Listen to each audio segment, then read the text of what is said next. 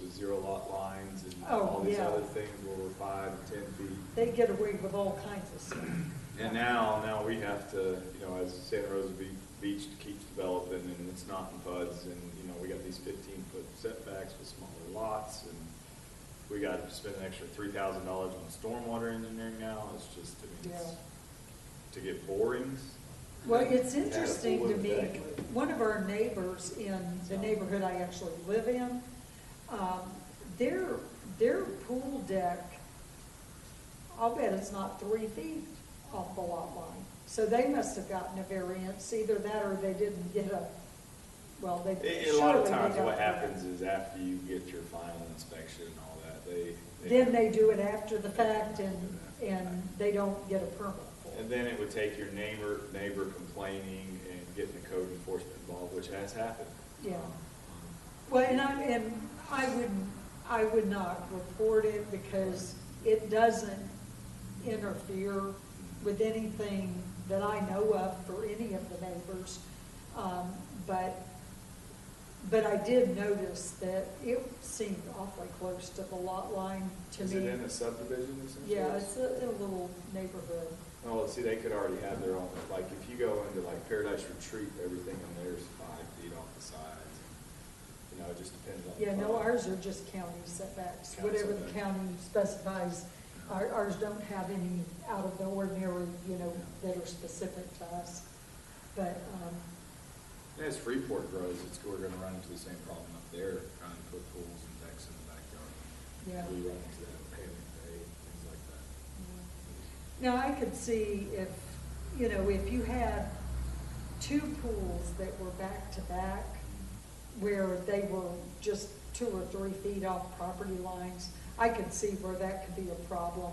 But in this particular one I'm talking about, it's actually on a side property line. Right. And there's hardly any side property, but the saving grace is that the immediate closest neighbor, it's just their driveway. Yeah. And their house is set back far enough that, it doesn't really infringe on them either, but I did wonder how in the world they got it quite as close to the side setback as they did. I didn't know if it was different, because, a pool isn't a structure that stands up, so you'd think there might be some differences for pools, but I just, I'm not up to date on pools. 1995 was a while ago. It was a minute or two ago for sure. Yep, and I just haven't had to build a new one or redo an old one, other than, like I said, just the kind of things you would expect. Tile and the decking got some cracks, stuff like that. But then your guys just came and fixed all that too, so. Are you out of Panama City or here? He is. I work out of the Dennison office. It's kind of our line somewhat. Hello. Okay, hold on. Just hang on and let me see if I get it right.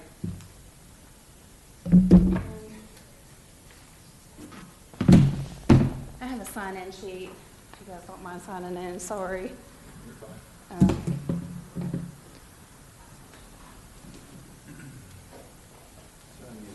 Yep. Yeah.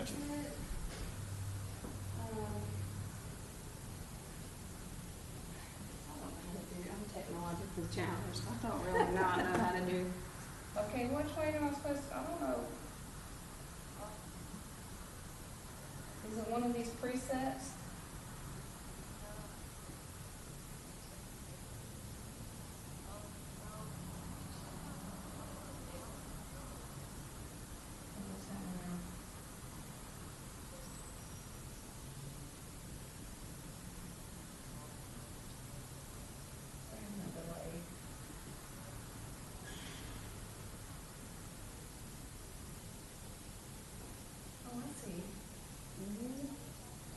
Hello. Hey, Fred.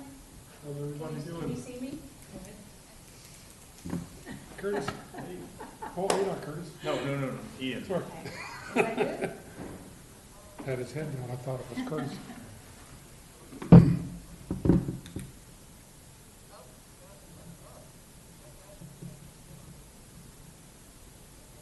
Is that Louis?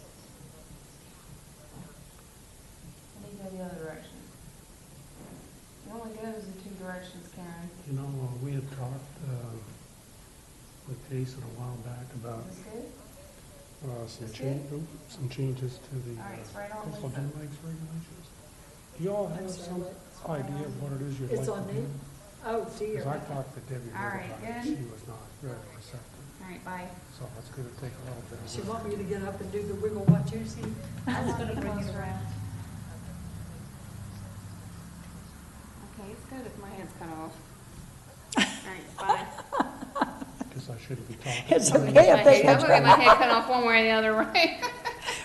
Yeah, we can handle these things, right? Okay, do you have some ideas of what you'd like to do?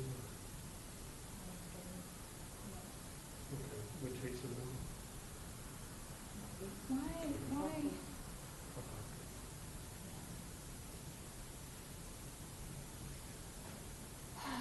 Man, Fred, we got some exciting stuff to talk about. We did what? Hey.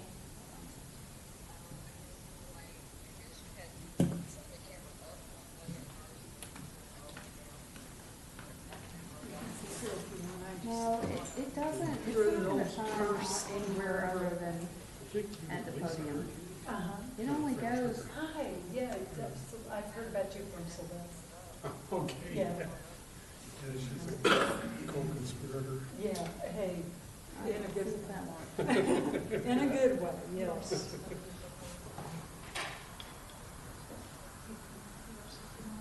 Yeah, she's a good partner.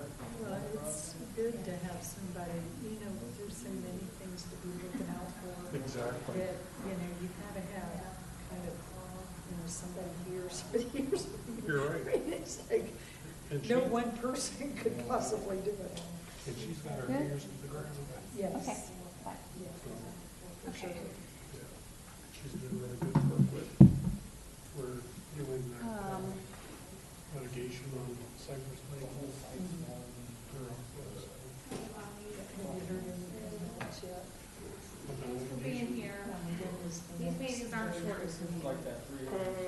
it just takes a long time, they're now into discovery, so just, So did they decide that at least some people had stayed in there, has that been resolved or that as was far as I know, we need to solve this issue Okay. and, filed something, but I don't think that gets decided until you actually get in.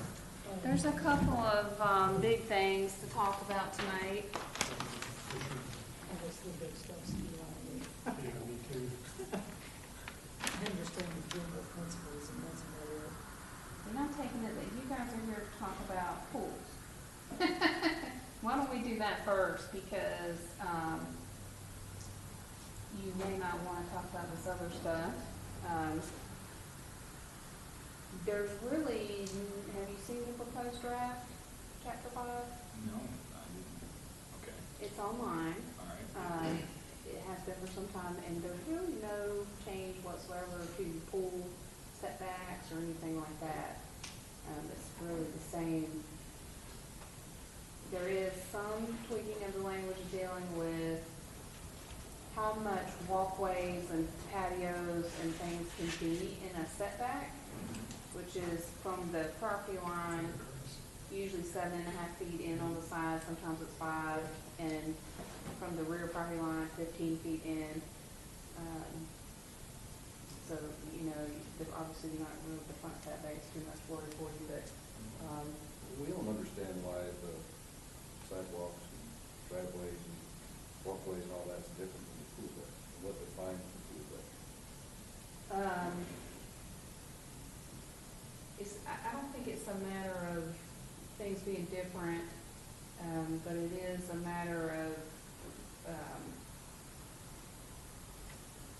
We get ones where usually the pools look like you said, the front that we have now, with a driveway comes up to the pool deck, and then they have a fence. And it's all the same papers and. the driveway on the side of the house, No, in the front, That's on but the we side. put them in the front and so on. pools in the front. There's just so many times walkways going down the docks, whatever it might be, there's just a lot of integrating with walkways and driveways and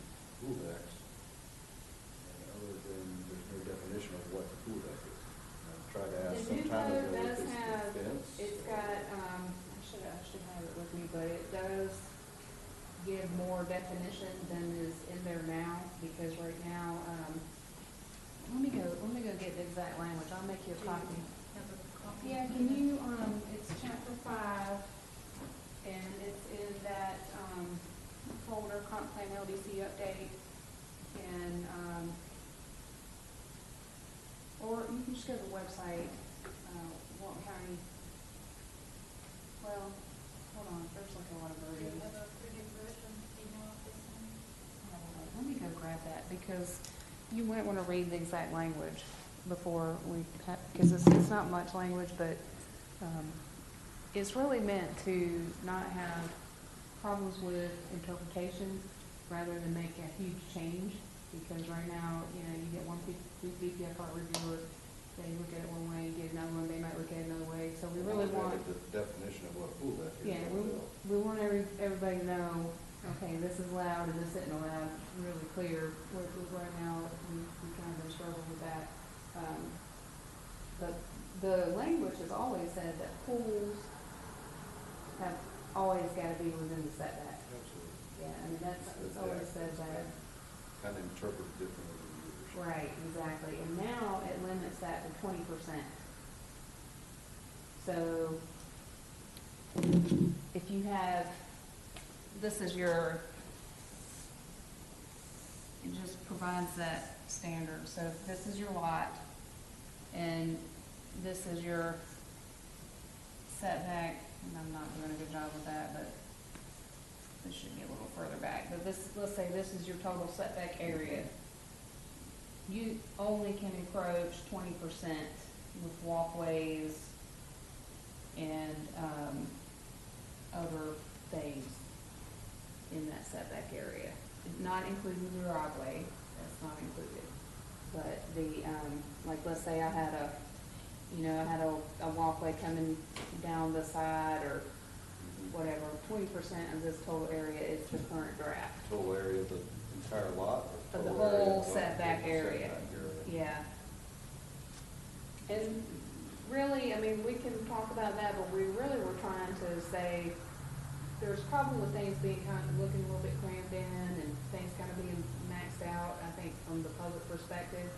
So we need to kind of figure out, okay, where's that happy median where you can still see the separation and you don't have so much stuff crammed in setbacks, and, you know, what is allowed definitely in a setback and what is definitely not allowed in a setback. That's where that language is going, and I'm gonna get a copy. So It hasn't changed anything with mechanical equipment, has it? That would be included in that 20%. So if you had a HVAC unit here or something, that would be counted against you. The other thing we ran into, it's not very often this does happen, is we're starting to elevate pools a lot. So the code reads that a porch can overhang the setback by 18 inches. But once we put a pool on that second floor porch, they called us on it a couple times. So I need a little better definition on how that works. So you have like a cantilever pool. Yeah, here's the issue on that. The code right now allows balconies, but not full balconies. And for a while, people were confusing the two. Well, I have a balcony that's 6 out of 8 inches, why can't I just extend my living space? Because the code specifically says something different. So that's what the pool is on the balcony for. But that's probably where that is coming from. So They're looking at something other than a balcony. It's like a cantilever, it's like a, It becomes like living that space. cantilever structure. Once it's something other than a balcony. becomes what? Living space. For the pool, that's what it is?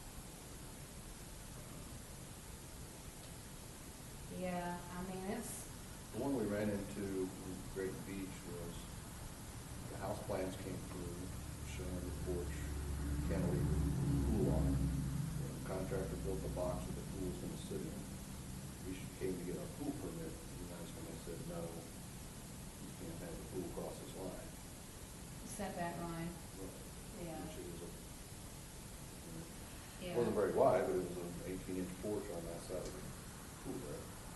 I don't know that, I don't think that we would change that, the current requirement where pools can't be in the setback.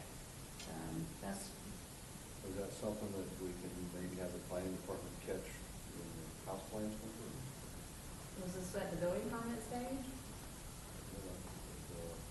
The contractor's plans were approved, he constructed it, and then it wasn't called out until he applied for approval. Oh, because a lot of times they don't show the pool, they'll take that off of their BTFR application, so a lot of times they come in and they'll have just a house, we don't even see that, that's a later, they're coming for a later permit, and that happens quite a bit, where they don't show the pool. When the pool's on the second floor, they're usually considered a structure that's.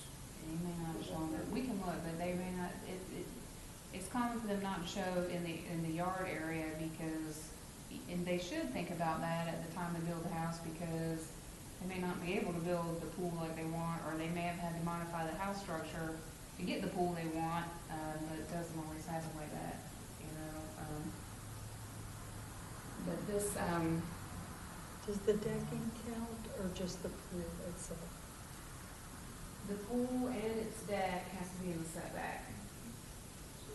So if you wanted to have, let's say, an 8-foot section of decking nearest your property line, that would count as all being in the setback, huh? Towards that 20%, yeah, I mean, we tried, and this is just a draft, and I'm open to suggestions, but we need to decide how much of the setback is gonna be used by structure. You know, and the local governments run the gamut on this, and I've heard, you know, an argument, somebody sent me an email the other day, they always allow all this stuff in setback. That is not true. There are some codes that don't allow anything whatsoever in the setback except for driveway. There's some codes that allow everything in the setback.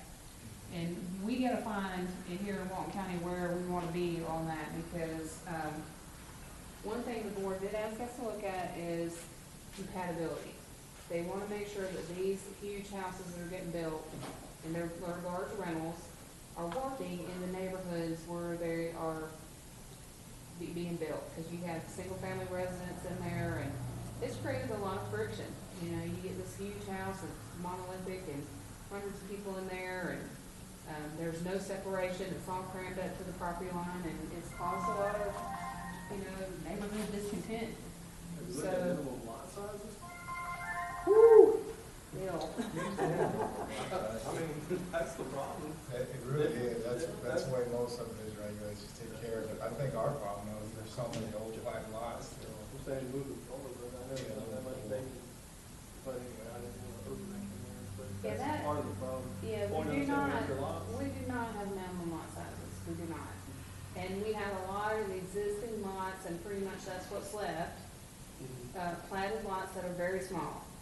And so, you know, nobody wants to put a small house on the small lot, or a giant house on the small lot, and then cram all this other stuff, you know, carriage house, a pool house, a pool deck, you know, HVAC equipment, cantilever, you know, and after a while, it's just, oh gosh, you know, it's hard for the neighbors.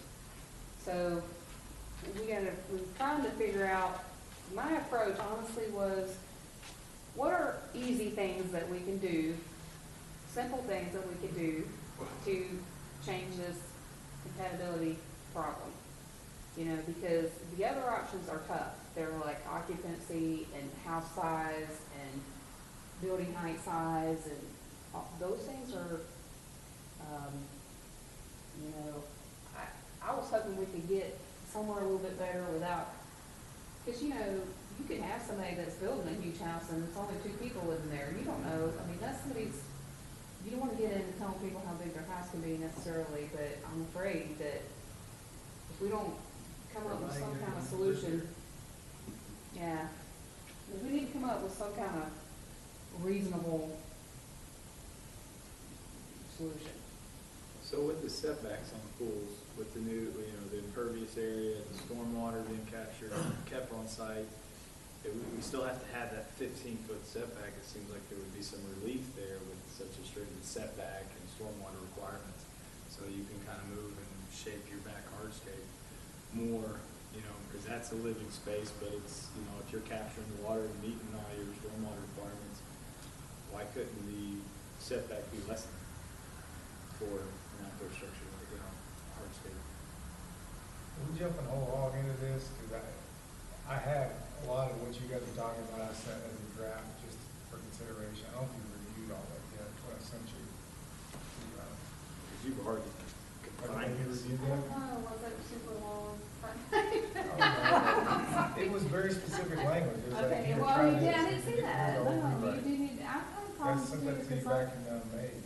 okay, now someone sent me something else that I didn't get. I don't remember seeing that, so you need to send it again. So what you're saying, I don't know, if we're jumping a whole hog in this setback thing, I'd like to just read this stuff to you, just Okay. to get everybody else's input on it. My first point was, the 20% thing, I think, is going to be an extremely complicated thing for a lot of people. It's gonna be very difficult for you guys to regulate. I agree. And the reason for that is, I review a lot of these ARB and ARC submittals of HOAs. They're wrong 90% of the time. I bring them into CAD and double check them just to see, and they're almost always wrong. And I'm sure you guys don't bring them into CAD and check them, so Yeah. you're just opening yourself up for all kinds of problems to add an area calculation. It is, that is, I totally agree. It's gonna be very cumbersome, and it's not good for that reason. I totally agree. The other thing about the 20% is that really overlaps in the open space and impervious surface. We have regulations to deal with that, which is open space and impervious surface. So I recommend we keep those things separate. If we want to have some sort of open space requirements and define open space and or vegetated open Lot space, I should say. coverage. It's lot coverage probably, is Right. where we would go. Yeah, maybe have a vegetated open space or lot coverage requirement. Let's stick with that and not try to overlap building setbacks, because I don't think building setbacks were intended for that.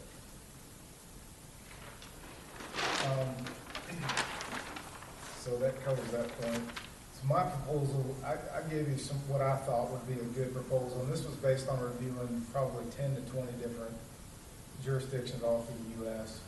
and kind of thinking about how we best apply to Walton County based on the restrictions we've got, which is small lots, a lot of swimming pools, things like that.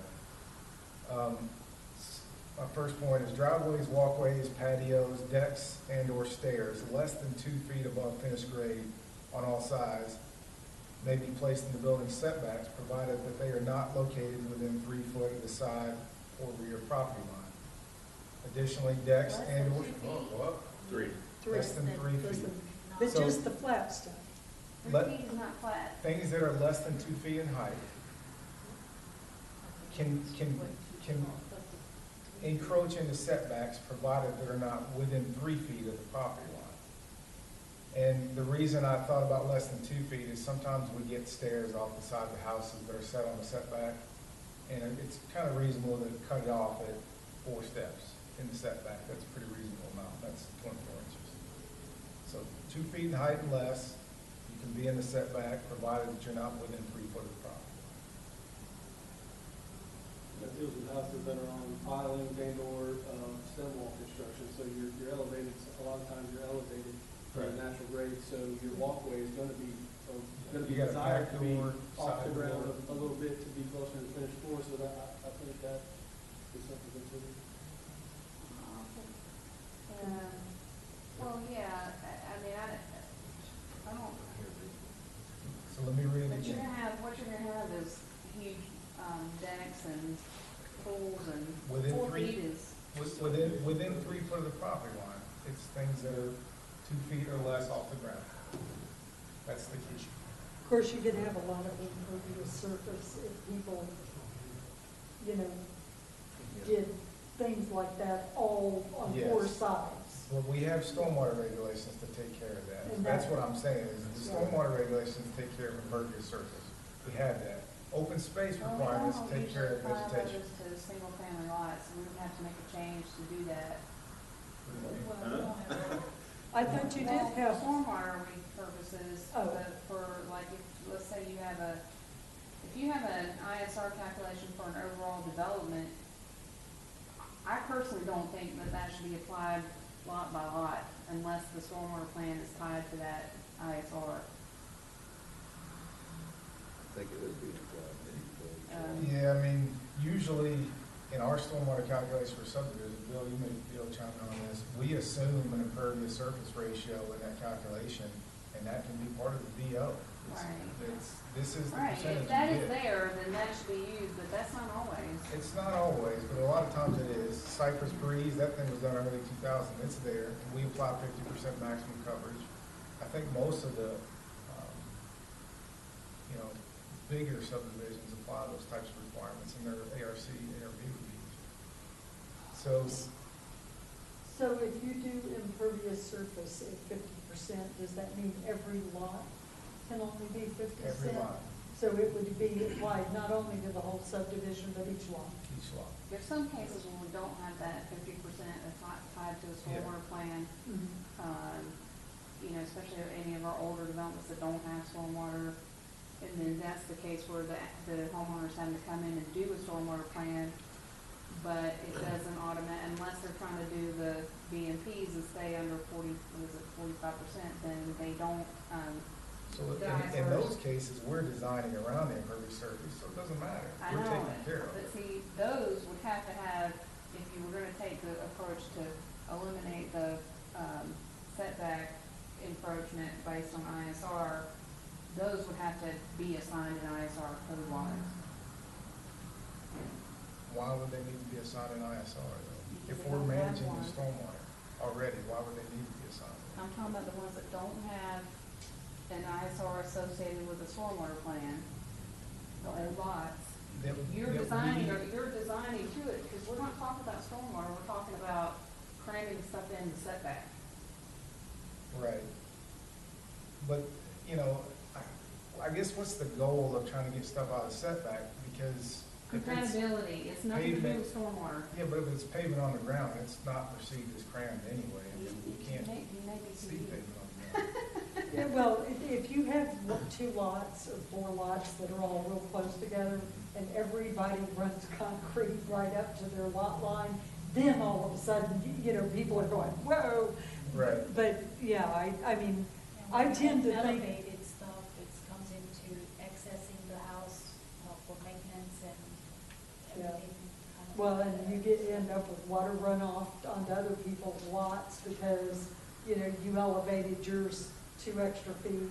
I would almost And rather then- see a multi-family apartment building than single-family structures with absolutely no space in between. I mean, me Yeah. personally. I mean, I just don't think that is what's causing the most friction. Because this is an interesting case that, remember 38 Station came up, Fred, and you got to talking, I was like, here we go, Dr. No. And, you know, you gotta kill that, it's over, and he got up, and they liked it. It was a multi-family development, and it was dense, but it wasn't that same aesthetic, you know what I mean, of the Yeah. crammed in. I think that is really an important issue for us right now. So either, you know, it's one way or the other. I think that the community's almost happier with multifamily or row housing or, you know, something like that you would get out of a form-based code than they are with this, what we're getting. Well, if people wanted 0 lot lines, they'd move to 0 lot line communities, and I guess Exactly. that's kind of That's where, what it- where yeah. you're, yeah. Because, you know, you think about Cypress Breeze, they got hammered over setbacks, but that was also a mixed-use development, but this other one that did it right with the design, I mean, that's really what it is, so. Are you talking about Cypress Drive? Cypress, whatever it is. Cypress, whatever. There's like 5 of them. Cypress something? Five Cypress of them. something. Seed Yeah, or she wants somewhere. Cypress things. Yeah, the one that got sued. So I guess I'm curious to, what other people think about that, because in my mind, a 3-foot setback off the property line, off the sides, that even applies to driveways. Because right now, you can put your driveway right up against the property line, that's totally okay to do. Yeah, that driveways are not. But I'm saying, we can do that, apply this to driveways, walkways, anything else, that you stay 3 foot off the property line. And what that does is provides you a 6-foot wide corridor. When you're applying that to both houses adjacent, it provides you a 6-foot wide corridor to manage utilities, to do a little bit of shaping of the ground if you need to. You've got some vegetation areas for trees. What do you think the ISR, if you take a lot that doesn't have an assigned ISR that you're gonna have to do a stormwater plan for, and you're not gonna do the BMPs, the 45, what should the ISR max be for compatibility, not for stormwater? I don't see a need for compatibility, and maybe other people do, I just don't see it. If you've got a tiny lot and everything takes up most of the lot, you know, you've got a 3-foot buffer there to put some trees and stuff on, what is the intent or the purpose of the ISR on top of that? I would think that 3-foot area would probably wind up being filled with stormwater pipes to handle your stormwater. If it is, they're underground, so. Yeah, you know, but you don't want to plant trees on top of it. We can also put the stormwater pipes can go under the pavement, there's no problem with that either. Well, this is probably, if we did this, my guess is it's gonna be somewhere in this range.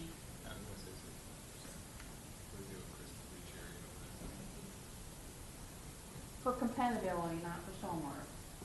Because we're talking about using a stormwater metric, which would be simple for the reviewers because they already use that when they look at the stormwater plans and whatever got assigned on the ones that do, like the ones you're saying a lot that you assume the 50%, they use that.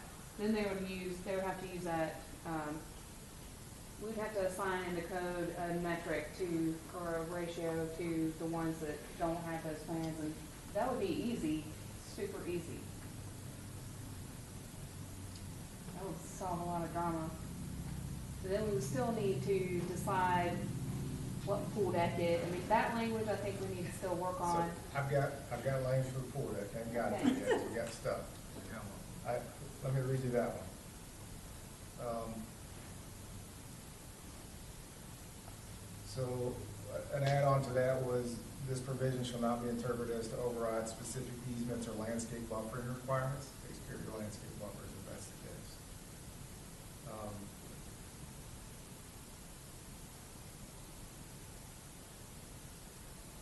Additionally, decks and/or stairs less than 30 inches above finished grade may extend a maximum of 5 foot. Yeah, now this is the reason for that. This is at grade stuff, basically. Yeah, this says decks and/or stairs less than 30 inches above grade may extend a maximum of 5 foot into the front setbacks as measured perpendicular to the front property lines. So that takes care of your front steps and stuff that might be 30 inches instead of 24 inches. And gives you It's 15 on feet, the front. right? Gives you an additional 5 feet to put a landing and your stairs down from the 20-foot setback. It still has 15 feet from the street. You still get 15 feet. Okay. Send me that again, and we may want to sit down with you guys individually. I mean, as a pool group, I've been doing little focus groups too with people that are interested in certain issues, and work with you too. Because our main concern really in this update is that the language is clear and that everybody's doing the same thing every time. So that's the point we need to get to, and we're just not there right now. And so we can wordsmith that, and I mean, the intent is not to make drastic changes to how pools are constructed. I mean, that's really not.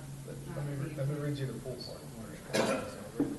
In-ground and above-ground swimming pools, hot tubs, and spas are subject to building setbacks. That takes care of, you still can't put those over. The extent of these features shall be defined as the outer edge of coping, curbing, or other encasement that is designed to contain the water. That takes care of the actual concrete that they put underground, the reinforcement. It takes care of the housing that a hot tub sits in. So basically, the outer edges of that layer that confines the water is subject to building setback. The associated wet deck is actually defined in the pool code. It's 4 foot right outside the pool deck, part of the pool. The associated wet deck, patio, or other. Wait a minute, is that definition a building code definition, or is that? It's in the Florida. It's a Okay, so industry standard thing. okay, so we would have to, that's not something that our planners are gonna. Yeah. So the associated wet deck, patio, or other hardscape shall be subject to the setback encroachments provisions stated above. And that would be your ISR. That would include your ISR. It would include, you can't put it within 3 foot of the property line as long as it's less than 24 inches above grade. Once you hit the 24 inches, you don't get to put it in there at all. Okay. It just stays back. That means elevated pools with decks. That goes backwards a little bit on that, but it clears up a lot of stuff, that anything that's over 24 inches doesn't go into setbacks. Okay. Well, let's look at that language, and if you guys, if you sign in, I'll send it to you, and we'll workshop it a little bit, and we'll see if it makes sense to everybody. We'll look at the CSR, you know, because, I mean, I'll be honest with you, I put that 20% in there to get y'all aggravated, see if we get somebody talk about this, because we gotta have some community discussion about what's going in here and what's not going in here, and where's that limit, and how's that defined. And, I mean, I'm totally okay with looking at all these options, that's why we have these meetings, and I think we'll get to a good point. Where do we find that chapter 5 draft? There's a website called waltoncountyplanupdate.com. So if you look at that, you'll see chapter 5 draft, and, that's not going to any boards until July, I believe, so we have a lot of time to work on that. And waltoncountyplanupdate.com. Can I change the topic a little? Yeah, but I got something I really want to talk about while I got y'all here, and it looks like Melissa just came in, so, Well, I have one perfect. quick thing here. okay. It's on this page that you're talking about. Right now, Chapter there's, 5, well, is this chapter 5? Yeah, number 3, cantilever features. yes. I personally have run into a situation in which the subdivision that I was building a house in specifically required all houses to have a 24-inch Overhang. roof overhang. Mhm. And when they were designed the house so that it would sit all the way up to the setback line. But I couldn't do the house as it was designed because it only allowed 18 inches for the roof overhang. Right. Well, I could, you know, when you have these subdivisions that require a 24-inch overhang, we had to totally redesign the entire house so it didn't have any overhang whatsoever. That's probably Here's going to what continue. Because that 24-inch roof overhang never gets mentioned through the development review process or the plating process. It comes out in the design code, which is not part of the county approval. That's where that comes from. Another aspect of that, Alan, is the 18 inches is how much can encroach into the setback. The 24 inches is off the building. So the question there is, did they anticipate building all the way to the setback, or did they anticipate 6 inches that you're not on the setback? It's not always, if it's the overhang isn't an automatic going into the setback, it's whether or not you adjusted for that. So it's not that you didn't do what you were supposed to do, it's just that Well, codes are different. I didn't design the house initially. I just ran into this problem when I went to pull the permit. We had to send it back to the architect for total review, and they had to redesign it with no overhang. Yeah. They had to put a parapet wall there instead. If you allow the roof overhang just into infinity in the setback, Well, you're gonna I'm have not a saying problem. infinity. I think 18 is a little restricted. I think maybe 24 should be. It's a foot and a half, okay, well, I think a change from 18 inches to 24 would not cause any more problems than. and that what, I hear you, but our direction was to make things more compatible, not less. So that would be Even something when the that- entire subdivision requires a 24-inch Well, overhang. that means your base of your house will have to be smaller. I mean, that's what that means. And the alternative for that, by the way, is for the entire subdivision to seek a variance based on these existing regulations or some that they came up afterwards, and see if the board will grant them that extra 6 inches or whatever in their encroachment. But it's not to say that every house in every subdivision all over Walton County get that 20. It doesn't mean that every single subdivision should allow 24 inches into the setback. Well, I've built a lot of houses in my 30 years, and 2-foot roof overhang is pretty standard. I agree with you there, it is standard, it's a difficult thing dealing with, 24, I see way more. It's just standard. It's a standard. And where that's gonna come from is the climate that we're in. The recommended length of the roof overhang. And if we get some documentation on that, we may be able to do something with that. Now, are we sticking that 24-foot or 24-inch overhang and a 5-foot side setback lot? then all of a sudden, we're too close to the next. Well, yeah, Really- with the five, now, with the 5-foot It's the prior setback lot, you people, could probably there's like- keep the less restrictive overhang when you've got 5 feet setback. This was on the 15-foot rear setbacks, okay? It wasn't, no problem on the sides because they had a 10-foot, that subdivision actually had a 10-foot side setback between houses. Wow. Okay. It was just at the back of the house. They had 10-foot setback on the side lots. But it was in the back of the house. It was at 15-foot back rear setback. It was on that 15-foot. I don't really think it matters so much in the rear.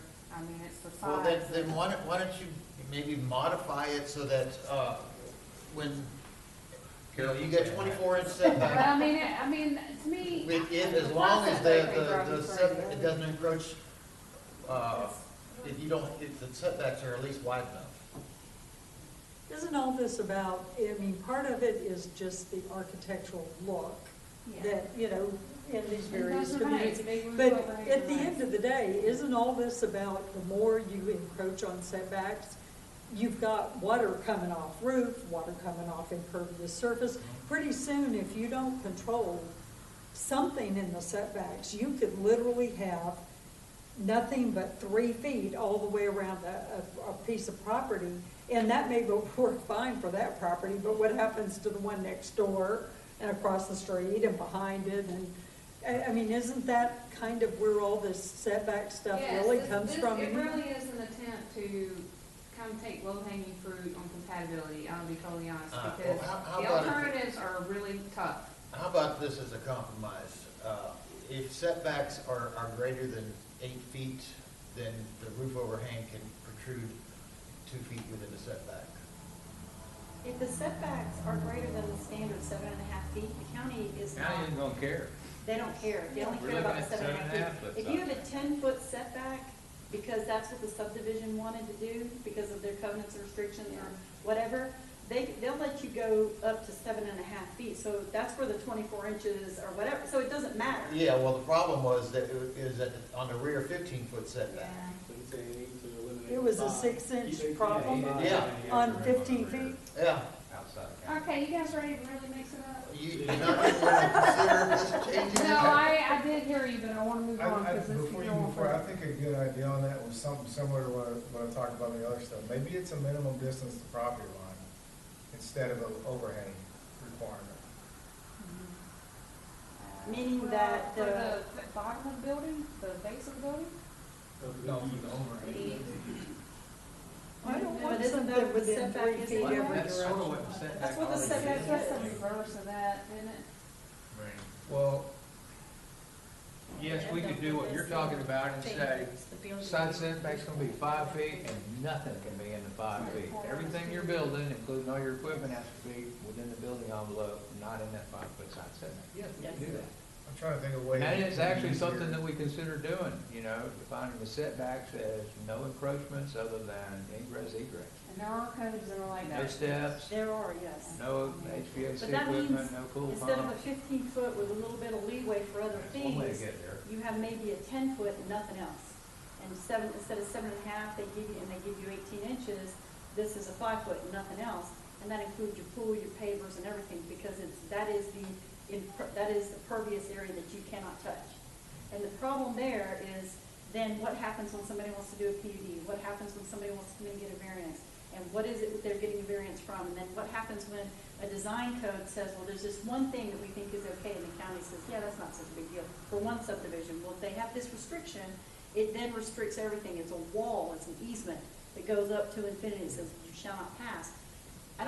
Having a slight encroachment with a roof overhang or with the pool pavers, and maybe I'm the minority here, is a better option than we need more, so reduce all this down and to the point where you end up forcing the people who have to regulate it to put a wall up that says, you can't do that anymore. You can't do anything. This is it. Don't come. That's really where we're trying, is that we're trying to get to a happy ground, because, I mean, Yeah. the alternatives are not great, and you're exactly right, and I think we're on the right track. I think we were thinking right, and, I mean, these are good ideas, and let me get another draft out, and I'll get that out before we have a meeting again, next week. You can come if you want to or not, or you can wait till later. We'll probably have another meeting in July. let me do some work and get a draft out to you all. If you all signed in and left your email, I'll send that draft directly to you, or if you're signed up on my website, where you're getting the notices of the meetings. But now, I do want to talk about something serious. Not that it's serious. Neighborhood infill. Everybody's favorite subject. Neighborhood infill. Major deal regardless of what you do. That's what I want to talk about.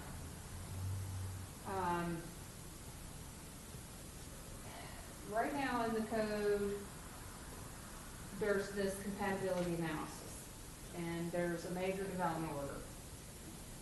And doesn't matter if you're building 2 houses in neighborhood infill, you're gonna spend hundreds of thousands of dollars, you're gonna do a major DO and go through, you know, untold pain. And really it is, I mean, well, I mean, you know, how much do you think they spend? Tell us how much you spend, how much do you spend on a Agree major that DO? the difference between, I'll give you a good example. Don't listen to prices. The difference between, Ballpark. I just priced out a 5-lot minor and a 5-lot major because it was never really filled. And the difference between the two is somewhere around about $15,000. 15. $15,000. Now, that's just the engineering fees. The county application review fees are an additional $2,500 or so, something like that. If you have to get a lawyer involved, there's an additional couple thousand. I'd say on average, it's probably gonna be around $20,000 to $50,000, depending on the price of the size of the project. I think all the county app fees total close to $5,000 with engineering review, environmental, school board, Yeah. fire. And with And mine, does your it's $15,000 Two include houses. the difference in How much the public compatibility hearings? analysis? The cost of doing the no, I notices? forgot about the hearings. Because the cost of doing the notices, depending on how they're done and everything, Yeah. could How be, many of them there are? and how many there are. Water Sound And do Origins, one I secret remember, place was if they- Well, we know the literally compatibility hundreds of analysis, thousands. that's cheap, because it's done by planners, so you don't have to pay much for that. Right. Sure. So it's That's definitely- exactly right, and I have business cards. You are right, it's definitely tens of thousands and could be as much as $100,000. Okay, so despite that, but also what is happening is, well, I mean, that money's taken off design to me and structure and the quality of the building. I mean, so you're gonna give a lesser product, there's no doubt. So you do that, you're taking that and putting I'm it, not sure that follows. Less Well, affordable. It does, because the Housing. developer comes in and has to pay more to get a development order to put boots on the ground. They're gonna pay less for their overall product. They're gonna end up reducing what they put into the development project so they can get more out of the end product. It happens all the time. but the compatibility analysis, I'm gonna be honest with y'all, that has been a thorn in my side since I've been here for 3 years. Name one time that that's ever resulted in the development not being compatible. They can hire anybody to say it's compatible. Name one time the development wasn't compatible? Right, well, What the she's saying is- compatibility analysis found the development to not be compatible. Oh, that didn't happen. That never happened. Never Does that happened. ever happen? That never We never happened. see those, Well, okay. because they back up before they ever come to us. Because if somebody calls and says, I need you to do compatibility analysis, and I call them up and go, well, then they find somebody else to write it. That's the bottom line. Right. And that has happened, but it don't matter, they still find somebody else. So we all kind of agree that that's an exercise. Well, Huge exercise for everybody involved. A lot of drama, I mean, to me. So, but why did they get away with it though? well, because it's Attorney- subjective. No, but I mean, it's, some of them are just ridiculous, like a Zero, for instance, was totally ridiculous. Well, there was some, I mean, okay, well, I'm not talking So about how that. did they get Yeah, through? I don't want to talk How'd about they that get one. through it? Well, okay, Here's here's the a answer good on the point, is Zero. it's an There would be opportunity more for people error. on San Roy Road vacationing than there would have been with the Zero condominium there based on what's going in there now. We got 4 monster houses coming, 5, Crammed in. you know, And just I like the wasn't- others I on the wasn't street. party to those negotiations, Oh, I don't know why they accepted that. Thought they could get to market quicker. Why they accepted, what are you talking about? Why they the accepted neighborhood house? accepted the 4 monster houses, I wasn't party to that, so. Single-family like homes everything else is a out whole there. different realm. Huh? Go to compatibility think- analysis, and I can't believe I'm even saying this because that's what I do. So, let me just say, or part of what I do. Because you're awesome, Melissa, and you care about this community in general more than you do, we recognize that. Compatibility analysis, first of all, thank God that the county, at some point put their foot down, and I remember the date that I got called at a hearing to do it, that they put their foot down and said, no, we need more in this analysis, it's not enough. Because if you go back even just a little bit before, and Matt can attest to this, some of them are 3 pages and it's all like, it's nice and we like it and thank you very much for calling. It's just simple. And we had to do more and we've had to do more and that's great, except what is the real end question? The end question was when the code was conceived, if we will, it was if you want something and you can and claim that it's compatible, you need to get a professional to tell you how to make it compatible. But every professional who's out there doing it for business is not going to have necessarily the same frame of mind of compatibility as what the county expects. And so they're going to draw up a draft that says this is compatible and here's why. A good person doing it is going to say, if you want to do it, you need to do these things and you need to change your plan. And they help direct that. But I'll tell you, and Curtis can answer this as the engineer, how many times does a developer come to a planner first? They don't. They go to an engineer or an architect, That's they do where it all something goes spectacular.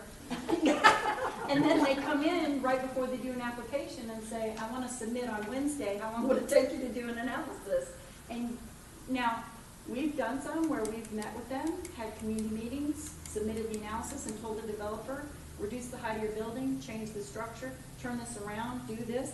And the one in Inlet Beach, the Palms Inlet Beach, we did that. They were very happy. Everything went well, and it was more compatible. But that's not the norm. It is not. You take somebody like me, when I look at them, to me, almost everything can be compatible. It depends on how you design it.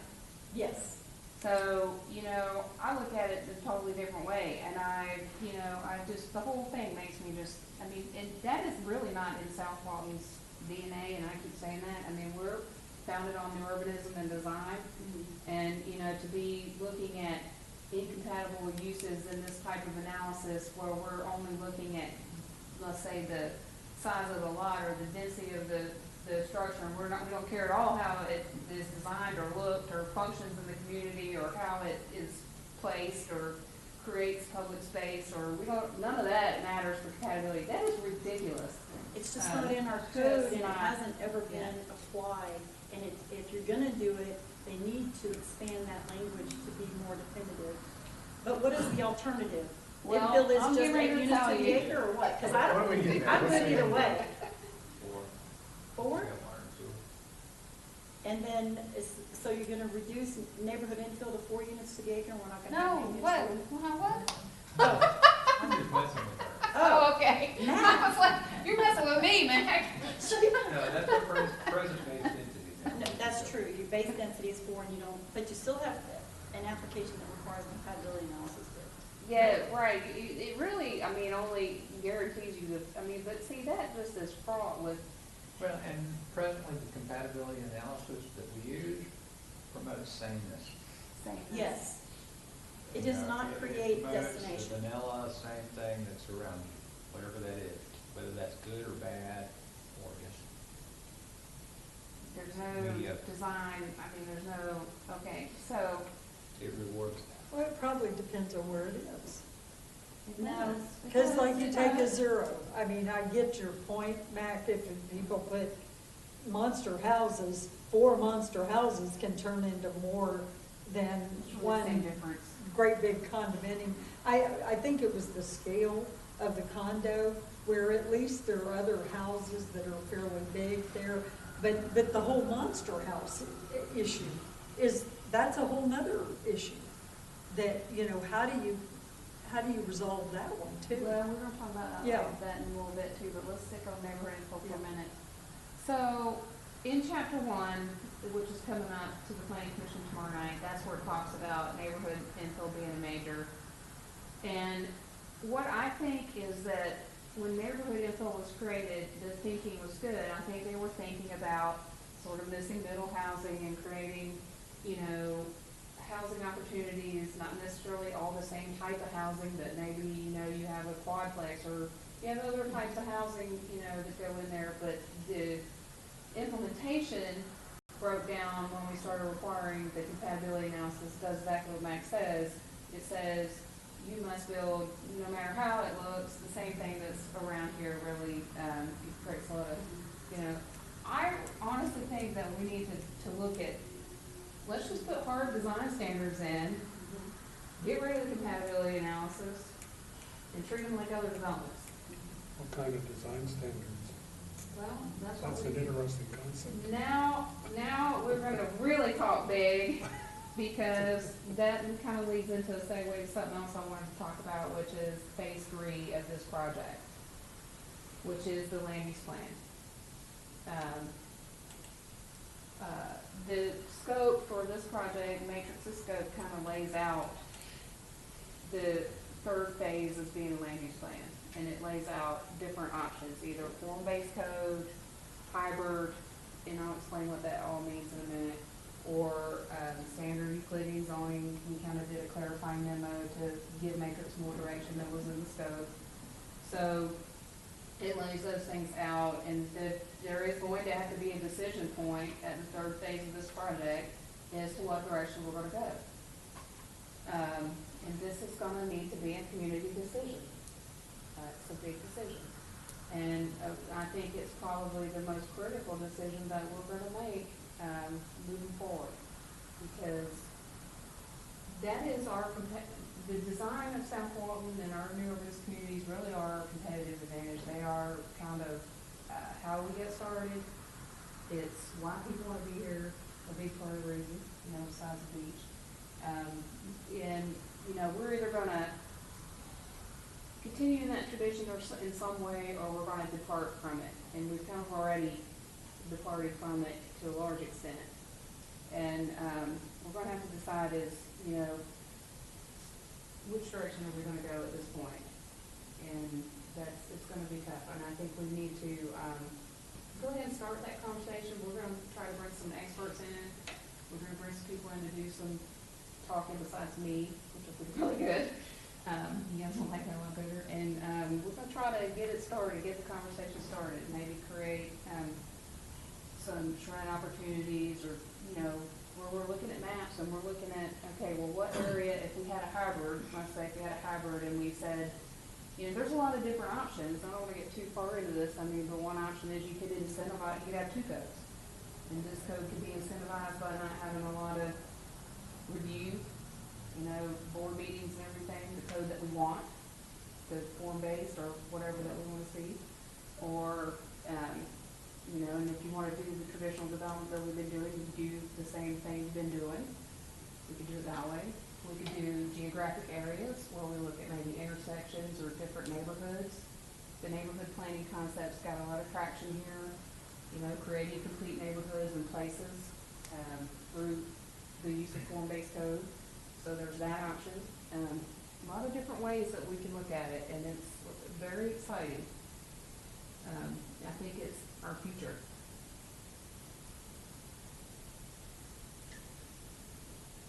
Big one, huh? You guys didn't know that was coming, the third phase?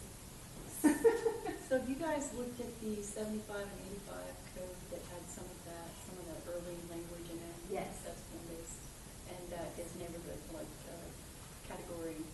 Actually, if you look on the comp plan update website, you will see a comparison of our current comp plan to that original trust plan. A lot of that stuff moved over. And if you kind of do the forensics on it, I think what happened is, that plan was so visionary for its time that it was just, you know, if you look back at that now, it's just amazing what's in there. Absolutely visionary. And, you know, today's time, it's not so much, because we've all kind of come along that way, and many communities have picked up on those concepts and become very successful, used it for economic development, whatever. But that, yes, to answer your question. So that analysis is there, and that's a good place to start, because that vision is still valid in a lot of ways. And it's in our comp plan, you see how it translated, you can see the direct translation. But probably implementation was difficult because of the earliness of that, if you really think about it in context. And now here we are, 30 years later, to go back and look at that now, I think is a worthwhile exercise. But it was based on some very sound thinking. It was. Especially with respect to conservation issues. You're talking about the town plan that they have? The trust plan? The trust plan. I was specifically referring to one of the very early, much earlier ordinances that was adopted as our subdivision code and then development code. And in it were not only a design of, if you live in this area, this is the type of thing that we expect to see for development order, but it had diagrams to explain, like, if this is where they would have considered, it would have developed out as a very urban area, they would have had parking in the right of way as a part of their whole plan, reduced setbacks, higher areas in the center, shorter areas in the sides, treat different landscaping styles that encourage walkability and bicycle. It was based on the trust plan, or they were together. They were very. What happened to that? It was they deleted it and moved to another ordinance. Right. And I think what happened is that it was. I agree with you that for Walton County that was like visionary and well for formed. the whole country. It was. Well, Honestly. right, but Yeah. Walton County is 100 years behind its time in some aspects, and what I think happened was, people came here and said, yes, we would like to do something here, and there was nothing, but like in general, just nothing. Condos were going up, and they needed to control that, and they needed to do something, and they came in and said, we want to do something, but this is too much. And the building industry began to put pressure to dictate how things would go instead of the other way. The government saying, this is what we expect, so build within these parameters. And I think, now 30 years later, we understand that that's more we've kind of, I can understand at that time. Yeah. But now, you look at all the cities That and happened counties that across are the doing country. that, and, Yeah. and they're being really successful economically and Yeah. all that. So I think it's interesting, it's worth, going back to and figuring out, is this what we're gonna do? And, we may have single-family neighborhood areas that we don't do that way. There's a lot of options, and maybe it's just certain geographic areas, certain neighborhoods, certain spaces in between where we incentivize or we don't, or, and we have people here that are extremely talented. We have the option to use those people. We have, we could definitely get it right. So that's coming as phase 3, but that kind of feeds into the neighborhood infill question, I think, is it's not just neighborhood infill for that, it's like DMU. Those things haven't been working so great, fitting in with the neighborhoods that they're in, and it's really because of design, more so than it is about, in some cases it may be the use, but in most cases it's about how it is designed. And we won't get to that solution ever with a Euclidean zoning code. That's just a fact. You can't put design standards in a Euclidean zoning code and think you're going to get that result. It has to be a different code. So if you have infill lots within, like, let's say a single-family residential neighborhood. On the edge of one, maybe. Or, yeah, let's say, end of one, whatever. Then would you make those be single-family residential, or would the thought be they could be something else, or? Infill is residential. Yes, Well, I think if you're in a subdivision and you have this whole entire subdivision, you're talking about one lot in that subdivision is infill. I think you have to be careful there. One, because somebody owns that property and they have the right to whatever they're allowed to have. But the other is that as far as the zoning category would be, it's out of place if there's an entire platted subdivision and there's one lot that's infill, which would have a higher density.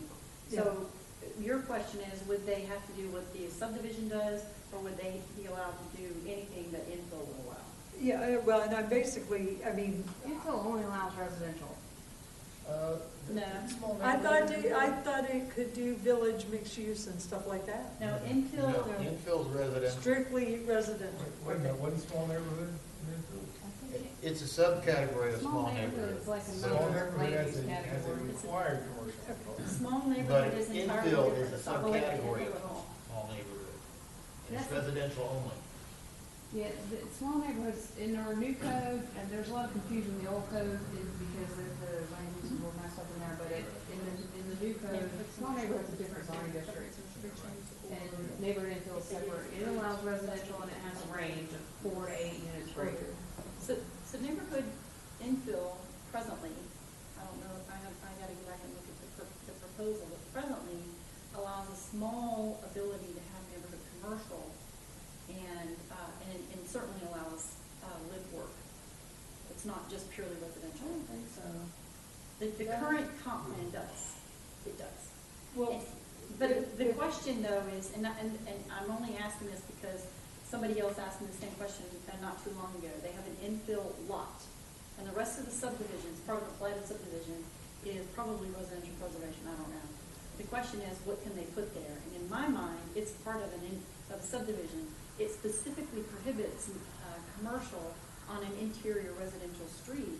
But what if it has an interior residential street that also, but the back of the property or vice versa faces some non-residential street? What happens then? I think it needs to be properly rezoned back to the subdivision, but what if they pay for a land use amendment to get it? Yeah. I mean, there's all those factors. It's something that has to be looked at on a side-by-side basis. Yeah. How do we wind up with a infill lot in an RP subdivision? That's a question. Where is that? I'll answer the question. Well, and by the same token, like, we used to have a lot that was infill, and it had a single-family home on it, but it was sandwiched between 2 condominiums. So, to me, it would have been made more sense had it been another sort of small condo, Yeah. you know, Or like a complex. 4, I mean, there's, you Yeah. know, you can do a house, A it looks 4 like to a 8 or house whatever. from the outside, it's 4 units. I mean, Yeah. there's all kinds of housing opportunities that other places are doing that I think we're not doing here because of this, I mean, partly because of this whole compatibility analysis, process. I mean, we might be, not fulfilling, I think, the original intent of neighborhood infill, which is to provide a variety of housing types in an infill setting, or at least have, I think it would probably be okay if you're on the edge of a neighborhood and next to a commercial use to have, you know, a duplex or fourplex or something that is designed appropriately. To me, that's better than, you know, the monster that isn't compatible with either one. No, I would agree with that. Well, and to the point of having, like, if you have something that's got a residential street, but also 30A, as an example, then a condominium complex might work perfectly there, but then if you go into that residential area and it's nothing but single-family residential, Well, I would say, you know. I will say that I recommended that they do a live work where the downstairs is an office for an architect and the upstairs is an apartment. So then it can look like a house and feel like a house, but operate. Do you do that in neighborhood infill, Mike? Live work allows, live work is allowed in neighborhood. And you, unless I was there's a getting confused prohibition because against commercial. I was crossing it over with That would MPA. become. MPA is in Yeah. the LDC, and that MPA is what requires the compatibility analysis, which covers Let's also in neighborhood infill, infill. small neighborhood, It's in TMD, neighborhood. covers all of those things. It's a neighborhood infill too in the comp plan. Well, you're looking at the land development code, and unfortunately, there's a That's big jacked disparity because Yes. the Really NTA bad. doesn't exist anymore, and so there's a lot of things that have some issues there, but that's a whole nother conversation, but I wanna go back to We're the fixing that. compatibility analysis. The talking about about doing form-based or whether about doing, you know, placemaking, which I think is important. And of course, I don't know what you're planning on, what we're gonna be talking about in the future, how this is gonna come about, but my first thought is, and it's not about the compatibility analysis, because I think they should not have to do that. I think they should either have a requirement or because you're right. Just a hard standard. Just have a standard, unless everybody meets standard. What I don't want to see, or would like to not see, is I would like to see neighborhood infill be the residential land use category that I think it was intended to be, and not a mixed use category that has been sort of over the time has been moving. And because we have several mixed use categories, and infill, and they're all based on the acreage of the property, so that, or at least the land use amendment would be, so that you're not just changing them so you get this higher density on a smaller piece of property. I would like to see that infill has some hard standards that are not subjective and to a certain extent become a political issue. I don't think people do any non-residential. I've never seen one since I've been here in infill, because they probably have to do the compatibility analysis on the market. Well, you have to do that.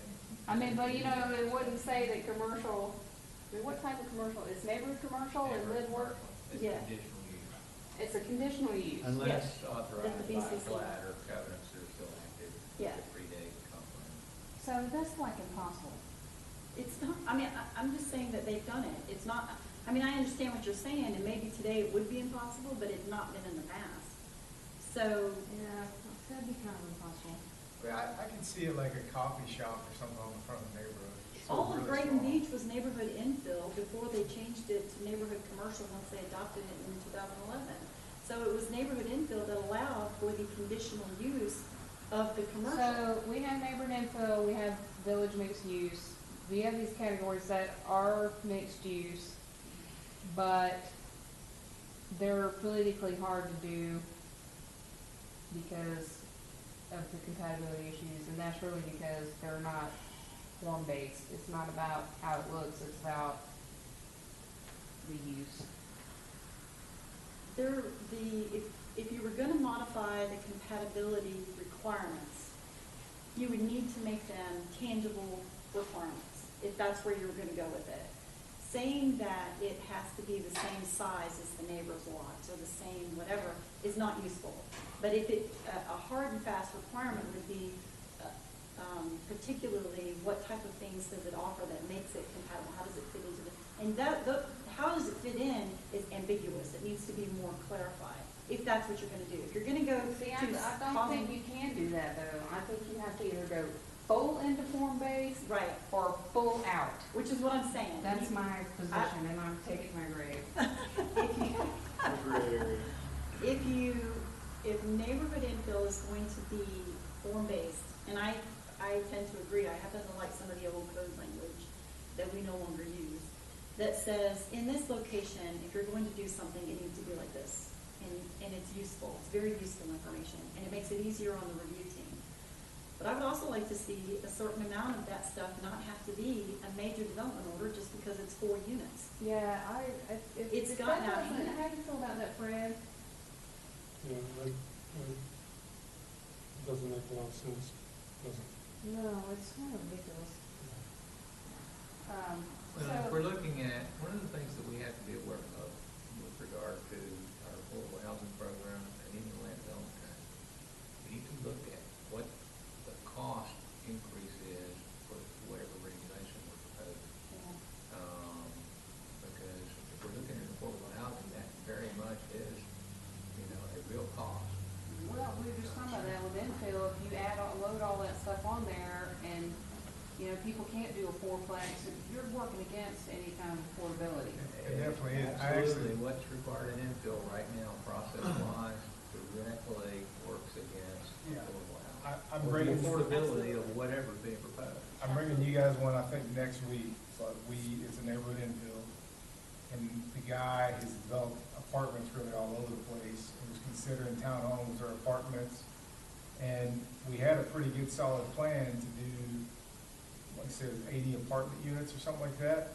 And once we ran the numbers, he said, there's no way, I build these for 100,000 a unit all over the country, and they're 125 a unit here. He said, I can't make the numbers work. So he just stepped back and punted into let's do a townhome that I might build or could sell to Where one is of this? I can't tell you yet. It'll be coming up in the next month or so. You'll figure it out. There's people It'll be listening that revealed. have to kill you. But that's, you're right. I mean, ideally, these would have been some really nice apartment units that could have been affordable. They just, the numbers don't work. It really, it's not so much our planning. I think regional is a big part of that, and transportation. Factor into that, What's that? cost of land. Not so much. It was really regional utilities and the transportation impact fee. Because this segment of 98 was $12,500, where if you go to, it's east of 393. If you go to west side of 393, it's only $2,000 something dollars. So when I was like, you gotta write a $500,000 check for transport impact fees, he said, I can't make it work. Numbers don't work. There's quite a few things about Walton County that make it difficult, just in general, to do affordable housing or workforce housing. Part of that is, and the reason why in 2011, Mac will remember this, there's a lot of meetings about general commercial allowing 17 units per acre as long as it does a certain aspect of 10% of that for true affordable housing, so on and so forth. Because you can't, 25 units per acre is a number that was, we researched it in other counties and other places where that was the number for the number that you could, like the sweet spot for being able, somebody to come in and build enough units to work it down, the price down, keep working the price down. And we presented that information during the ear-based amendments to the Planning Commission and BCC, and ultimately they agreed on 17 units for that. But you have a certain criteria you have to meet in general commercial to do that. And first of all, you can't do an entire general commercial site for that. It has to be compact, which again, if you're looking at the whole site, instead of being 17 units per acre, it starts bringing it down because it's not just a project for that. It changes things. With our height limit, we never, That's no one exactly ever right. That's the gets other into factor. Max density, and that's Yeah. just, I don't even know why we talk about density. I struggle to Quite get right about to it. 10. I don't think I've ever gotten to 10 on anything, to be honest with you. I think 8's probably the most I've ever gotten, just because of wetlands and height limits. It's just not fair. It's loaded up, so, I don't think that's, we don't even need to talk about that, but it's like a big issue, but it's almost like a number chase. Most of these don't wind up being, but that, the traffic, where the mobility fees will be different, in that regard, Yeah. but it'll still be traffic impact fee. I did agree with you, though. The three main things that stop affordable housing over the past 2 to 3 years I've looked at it has been regional utilities is number one. $9,000 a pop kills everybody. Number two is the traffic impact fees, and number three is the cost of these major units. But that $9,000 really is not, if you look at other utilities, I don't know that that's totally out of, aren't most of them like Comparable with 7,000? Freeport. Well, I don't know how Yeah, you, it's that's not not too something you much can more. change, though. I don't know how you would No, propose to change it's- that at all. it's Regional's not. got its- The biggest key is they've got to build the $150,000 pump station, the $500,000 water and sewer system, and pay them that fee, and they just can't make the numbers work that way, so.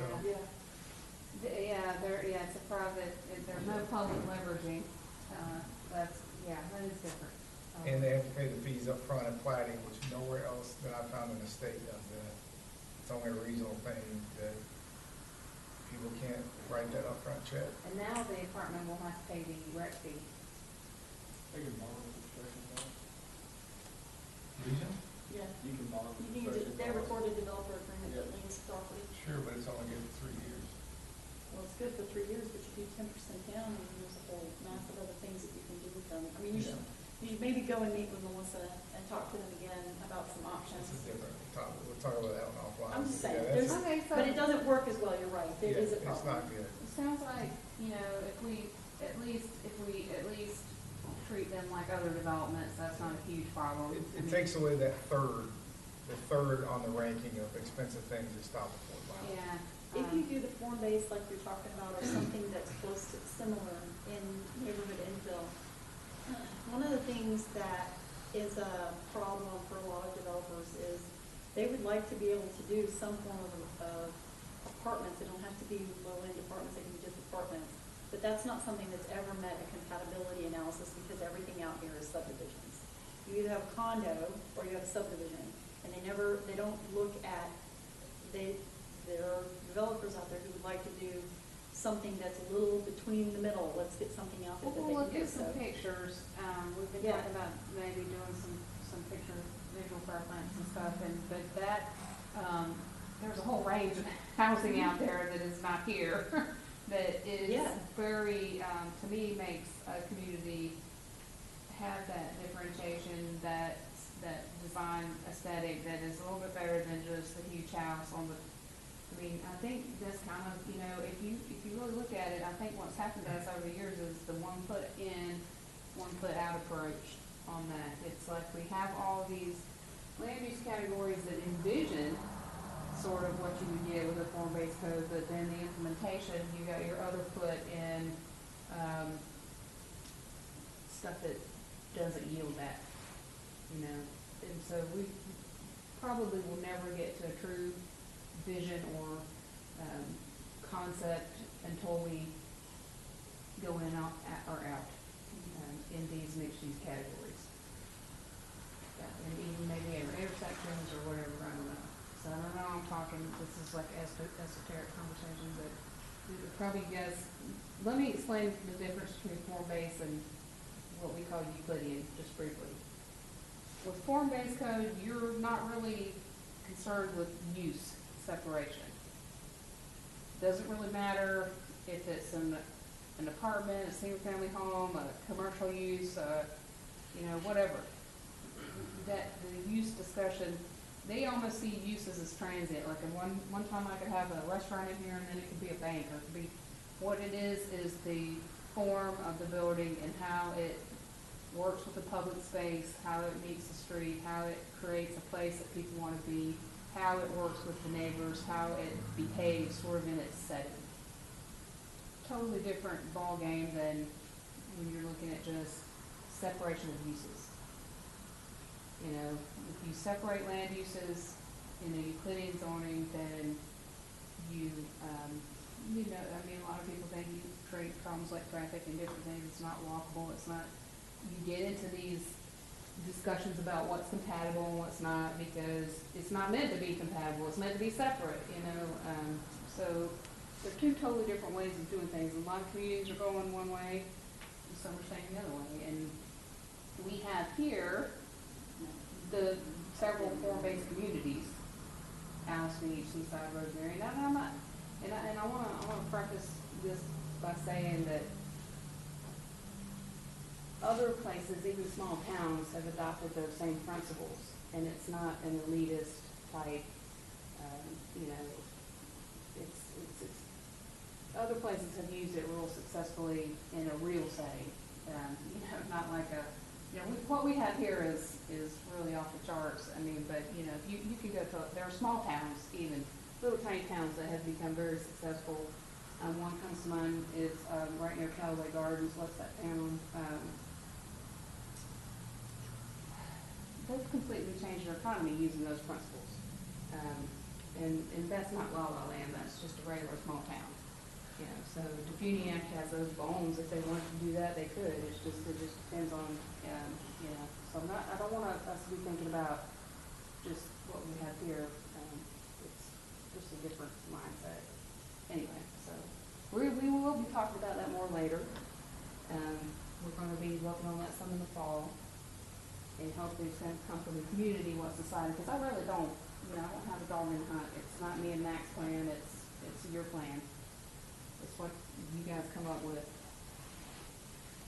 You know, what is going to be the future, and are we going to, yeah, because we know that St. Joe's developing. 17,000 of those units are in Walton County. We fully expect them to come forward with the DSAP soon. It's a detailed special area plan to start construction. The 331 corridor, if it does receive sewer, going to be a lot of people. You know, so, you know, we know that South Walton is going to have a lot of external pressure. So right now, I think what we decide is really going to matter. You know, what are we going to do about transit? transportation, transit, let's say we are a mobility plan. How are we gonna deal with that? The answer is not more parking and more cars. It can't be. So we're gonna have to get outside of that and look to big visionary solutions if we're gonna keep what we got.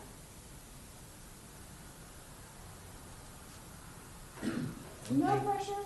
One thing you could do is to change some of the rules to encourage people to have much larger lots. Everything that you've done has been to control, how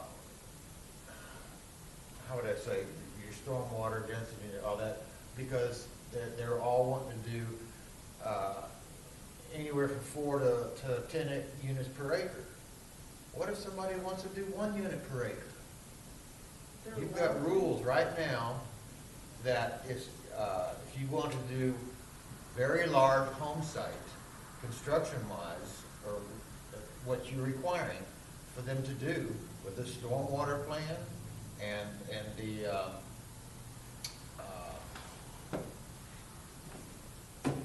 No, if you do a 1 acre lot, you don't have to do a and stormwater plan. no. That actually works in your favor. The rules that you've got on the floodplain and for stormwater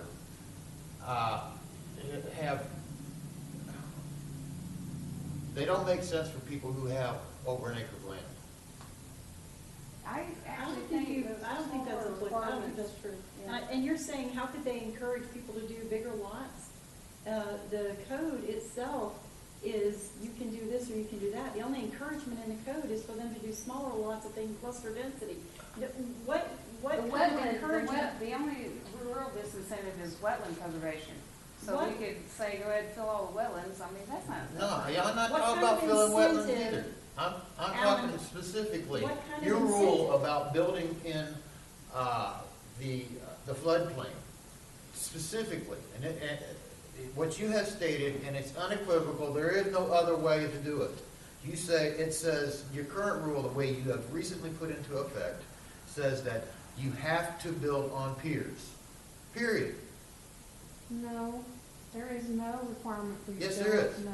If you're in the coastal dune lake protection. No, if you're in a flood zone. It actually is. So we keep talking about Yes. B zones, VE zones? No, I'm talking about AE7. 87 allows for you to build on blowaway stem walls, allows you to build up. It on- allows you two things. It says it must be on piers, or if you do a stem wall, it must have, you still have to build off grade, and it has to have floodgates. Those are the two rules that you have stated that has Okay, to wait be a minute. done. Just, hold on a second. I So don't you're see saying how if it's that a 1 that acre, how does prohibits that a have 1 anything to acre do lot. with it?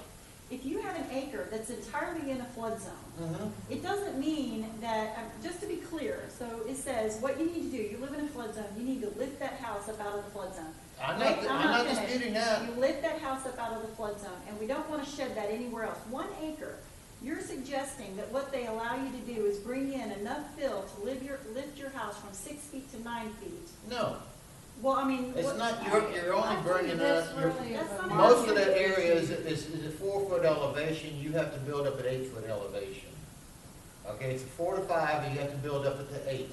Okay? The longer, Okay. the longer And- we sort of pray for big lots, I think the longer we, or the further away we get away from a real solution, because honestly, the market is not gonna Well, deliver that. I mean, that is just There are two issues that I so far specifically from reality. wanted to come to talk about, and those are those two things, and I was told that this was one of the nights I should be here to talk about it. You can talk, but I don't, the density, there is nothing in our code that prevents someone from doing a large lot development. It's. I'm talking about your building requirements for building on the lot. You're Those still, are largely directed by FEMA. huh? Those No, requirements no, are largely the- directed by FEMA. Well, Just if keep on. you got time after the meeting, I'll talk to you exactly about the two things I want to talk about. I hear what you're saying. I sat down with Jason one day. He's now acting as the floodplain administrator, right? Yeah. I did sit down with Jason, and he understands, because these floodplain requirements haven't been updated at all. It was smooth. And we read through some that are a problem. It could potentially be problems. That's one of them. So I don't know that anybody in this meeting is that interested in hearing about the floodplains. But Well, you But want even it to those be things you're filled. talking about, whether you have 1 acre lots, or whether you have 1/10 acre lot, Is it the requirements of what you require to build a house, let's say? it doesn't have You think anything they to do should with the have size of filled? the lot. We don't know, which you have got requirements that says that you have to do this. It has to be on piers, or it has to be a stem wall with floodgates. You cannot do a slab, period. So That's you're not even an option. So you're not That didn't have asking for anything an to do with the size of incentive. the lot, though. But Alan- but if you have an acre lot and you only want to put one house on it, a little bit of fill to do a slab is not going to create an impact on the flood level when it floods. Okay, so first of all, you're not asking for an incentive for bigger lots, you're asking for an exception because it's a bigger lot. Yes. So that's different. And so that's just different wording wise. What Mac is saying is the requirement's a requirement, no matter how big your lot is, and you're saying developers need an incentive to have bigger lots. Number one, developers aren't gonna do bigger lots because they want higher density. Number two, if you have a bigger lot and you need an exception, that's the question you asked for. And the exception, the problem And you is. can't get the exception. But you're asking them to work an exception into the code. That's the direction of your conversation. But Work in the fact that you can get an exception. You can't even get an exception. My problem with what you're stating is that part of the reason that they never had an exception, like you're talking about, is because fill doesn't help in the floodplain. It never has, it never will. And if you're saying it won't affect anybody, I live on a 1 acre lot. If I fill my lot, it will go to my I'm neighbor. saying That's all fill there the is whole to it. lot. It's, if I fill my house site, it's gonna shed to the neighbor because he's lower than me. So you're basically saying you would like more options to achieve the minimum finished floor elevation that's required. With a slab. My house is on a slab. I live in a floodplain. I've been builder for 30 years. I can tell you right now, a slab gives you a whole lot less maintenance and headache on your house than if you have to build on piers or with crawl space. And that's probably the truth. Won't argue with that. Nobody likes, You can put a slab everywhere. I think. I'm not saying everywhere. I There think should- you might have got a little off topic. There is a pretty good discussion to be had on floodplain, but I don't know if you guys care to do that tonight. I had some stuff I talked to Jason about. That is one of them. And there's some very specific problems with it. For example, Treasure Trove, when it came up, it required building on stem walls. The existing elevation was 7, and it required building on piers with an elevation of 8. To meet those requirements, that meant the bottom of the pier was only a foot off the ground, and there was no coverage. So there are some issues with that section of the code that before we get there, I'd love to have a meeting specific to that. There's another one with, I would agree with that, and I'll just add, before you go to that, because we will talk about, because of Treasure Trove, there's also, if you have if you're in. adopted chapter 4. Well, no, but. no, this is. This is floodplain just is talking not- about how things are, we already know about that one, but one of the things that was applicable on Treasure Trove was you have a development site that was, a stormwater plan was developed, and each of those lots was filled in order to meet their stormwater requirement, and they still were going to require that. That was one of the things that, and that was one of the things that Yeah. kept coming back, is if you have to fill it to the right level anyway for your stormwater to work, I don't think that. I agree. I think there are some definite Yeah, issues the with compensatory some of that, storage took yeah. care of it, and that requirement needed to go away because it was engineered around. So in that instance, I do agree, because they had to design the site so that the stormwater went where it was supposed to, and because of that, it would have brought about the flood zone in each one of those lots, but.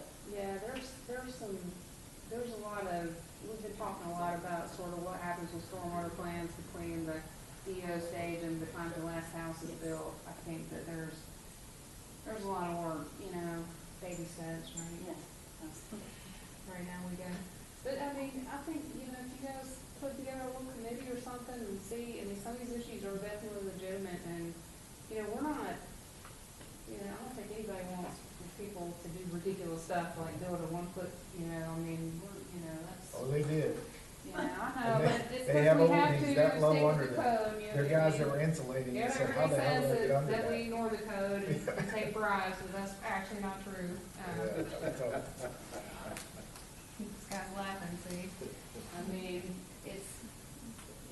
we stick with code. And sometimes we don't get it perfect every time, but we stick with code. Well, that's why we're sitting here, so we can try to get it closer to perfect. Yes, I want it to be perfect, but I fear that will never be, but I do want it. And allow for those things that, give you options for those exceptions that are not what most people are trying to do. I guess the question is, did that come out of the comp plan, or was it even in the comp plan? There's specific floodplain requirements. It's an LDC. It's only LDC? Some of that language was in the comprehensive plan when they Probably the adopted the density major. stuff is in there, the stuff that talks about the transfer of density, Okay. because that has to be, anytime we affect density, we pretty much have to have that in there. There's building standards ordinance, something. So as long as it's an LDC, at least we're way around it, but that is something, that one and, the average 1 foot of fill over, I explained to Jason too, I said, that requirement doesn't even make sense if you read it. Compensatory storage does make sense, but then it has this average 1 foot of fill over the development site. What does that even mean? How do you interpret that? He couldn't answer the question. So we have a few of those that I'm sure most of these people don't care to hear about, but at some point we need to go with floodplain stuff. Some of that stuff about the pilings, you know, that they originally, pre-2011, that was in the comp plan. Yeah. And, because the original Trojan Code was based on that particular policy, it was comp plan policy. In 2011, they took that particular requirement out, I believe, and put it in the ordinance that was in the Land Development Code. And part of the reason for that was to allow them to have the ability to seek a variance if necessary based on the methodology, not on whether or not, you know, whatever, and the hardship being what it was. It is kind So- of tight on the, Yes. it's tight. And there's cases where engineering logic is. I mean, Absolutely. Yeah, I agree. This was certainly one where the logic didn't allow us to do what was right. And I feel bad for the future homeowners because they're gonna have a maintenance issue. Yeah, we don't want that, we don't wanna hurt any homeowner, you know, and I tell you what, we're gonna get a new planner, and then you guys can all sit down together and figure that out, and we'll get it right, and get an engineer involved, and we'll get Rita, and there you are, yeah, you see. Cause this regulatory stuff wears me out, I'm ready to move on to division. Well, I mean, in my opinion, the regulatory stuff is, I know, it's really important. that's probably the biggest It part of our is, I problems know. right now, some of the regulatory. And that's why we're doing this, is we gotta get it. That's our current problem. What you're talking about, going forward, the vision problem. Yeah, that's what planners like to do. You know, we're always 20 years down the road, right? Maybe 30. There's a lot of exciting stuff going on, and we have the ability to, you know, get it right or wrong. So that's exciting to me. So I did come in a little bit late, and are you going through any particular section at a time, or are we just talking generally speaking? Because the infill stuff's in chapter 2, not in chapter 5. It's in chapter 1 now, which is on the planning commission tomorrow night. Okay. Yes, chapter 1 is a doozy now, so don't let that go by you, because chapter 1 is combining, 1, 7, 8, and 11, which is where the development order review is. Well, right, I was talking about use, I was talking about, so the compatibility requirement, but the land use and the zoning is in chapter 2. Chapter 2 is zoning. Yeah, Yes. What she's talking about is the requirement for them to go through the maker. Yes. Threshold, Right. chapter 11. Yeah. The compatibility analysis requirement, and just, you know, Right. And that's going in one, how you much heard tomorrow. grief does that cause us not really get us anywhere? That's gonna be heard tomorrow, right? Yes. And you proposed to remove that requirement? I am going to, tomorrow night. I was waiting, I'm actually glad that, well, I was waiting to see how bad you guys were gonna kill me, and I was thinking about talking to I them. mean, I assume you're gonna get the typical pushback of, don't take the ability for the community to speak against projects away, but But they still have the ability you to still have speak. the ability though. Yeah, Yeah. there's And it- really, And what needs to be understood by the community is, these are things that cause us to not be able to have affordable housing and things like that in the community. Like there's more to it than being able to speak to meetings. well, Well, you still, I mean, if it's a major infill project, you're still Yeah. gonna have Yeah, it's all still a the, if major there's, infill you're still gonna get, there's really no, all it is gonna say is if you're building 2 houses in neighbor infill, you're not a major. If you're doing a 3-lot If you're building subdivision. 30 houses in infill, you're still gonna be a major. What's the We don't just cutoff have a for whether you're subdivision. minor or major then? It's the same as it always was, what was it, 20 units. 20 units and, that hasn't changed. The only place where that is going on, that discussion is happening is 331 corridor. I hope you're talking about increasing commercial square footage on that corridor. I'm talking about eliminating that. Probably Period. 5,000, not very much.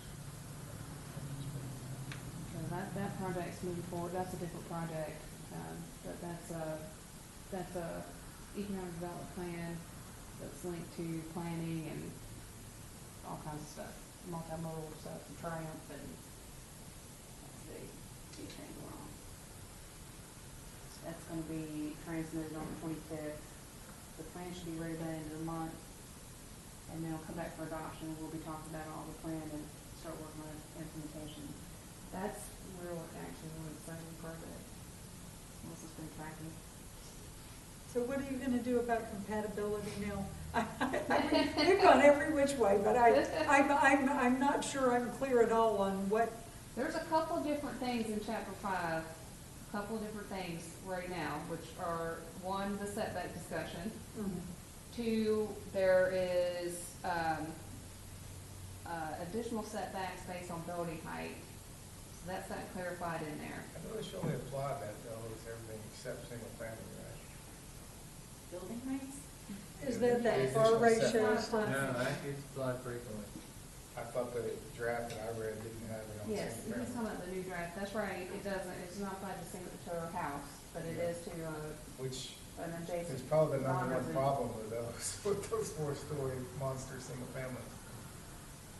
Yeah, no, we have not limited the size of the house in any of these drafts. Yeah. So we've only looked at things like parking.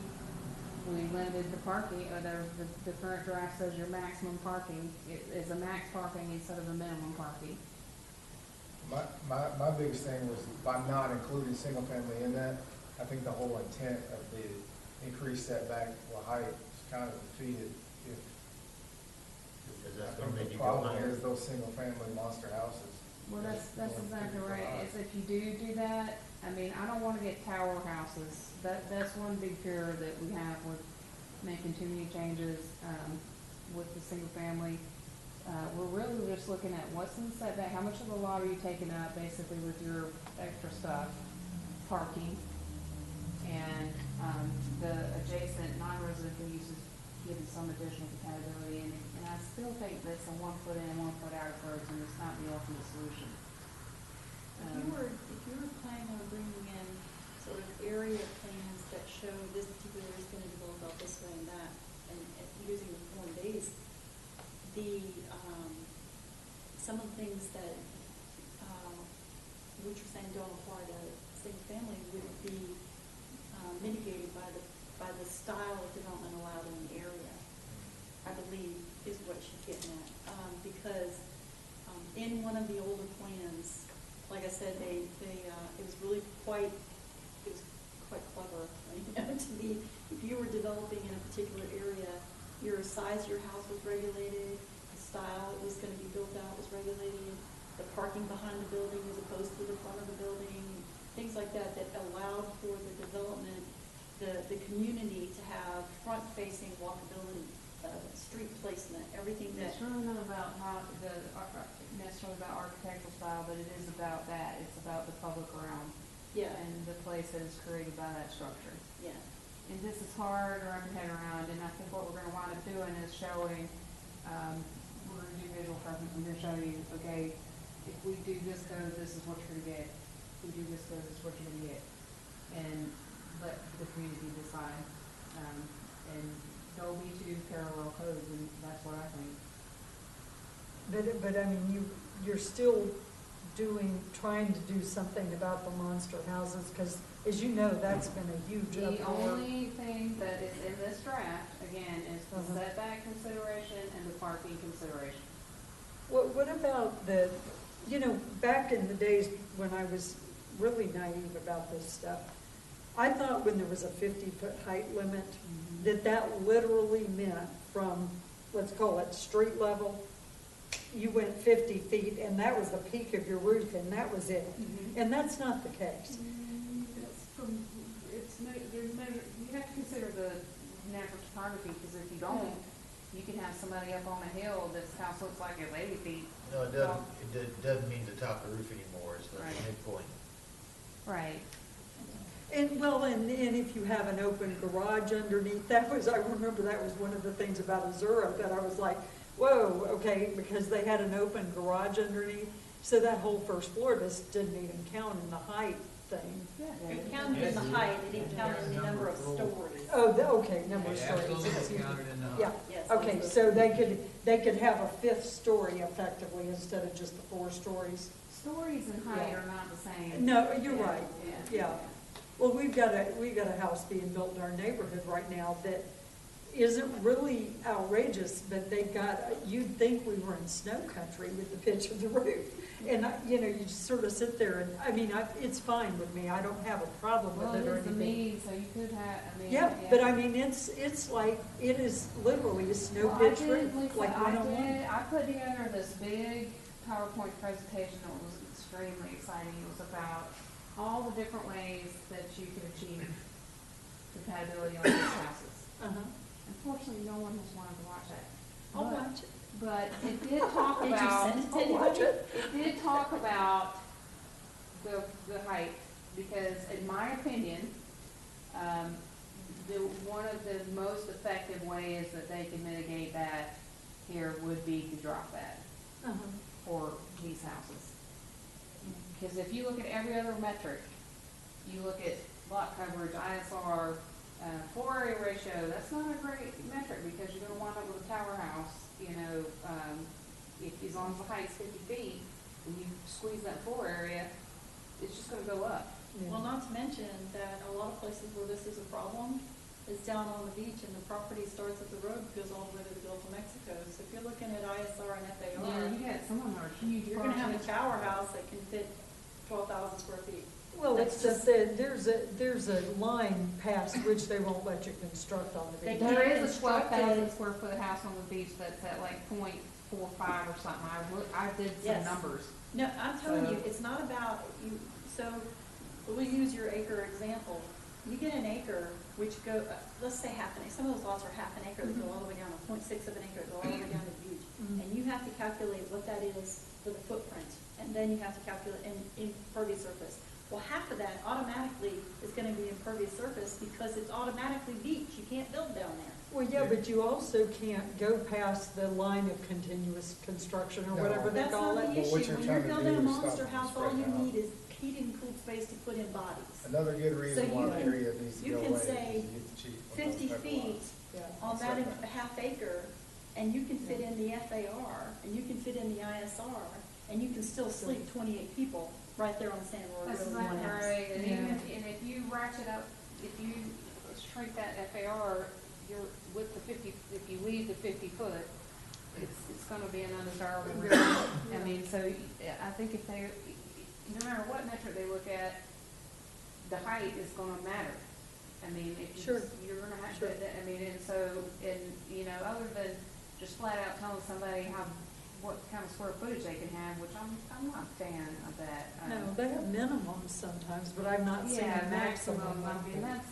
that's very, My whole point when I brought up this question, started this conversation, was I was a little bit disappointed, believe it or not, I was disappointed to see that increase not being applied to single family. And the reason being is I've noticed in some neighborhoods that when you get houses that are over about 35 foot, once they start creeping over that, these 7.5 foot setbacks, the houses side by side, sunlight does not get in between them, no. and grass doesn't grow. So then we have a problem with the landscaping of things that you can't maintain when the sunlight doesn't get in. Well, and a lot of places have, and I had this in my PowerPoint too, you have an older house that's a lower, Yeah. it's just a smaller house, and then somebody comes in and puts the monster next, it's the scale difference between the two, and some communities have requirements that you have to kind of bring this one down to a medium scale because of what's next door to you. I mean, that gets controversial, but I mean, it's, that, I put all that in there, and I mean, we can, depending on how serious everybody wants to get, but right now, all that's in there is kind of what I think is mitigating some of the impacts, like the cars all over the place, and the, stuff crammed out to the ends of the setbacks. I have a question about your maximum number of parking spaces. And is that in conjunction with, you have a maximum number of parking spaces, so that regulates how big the house can be?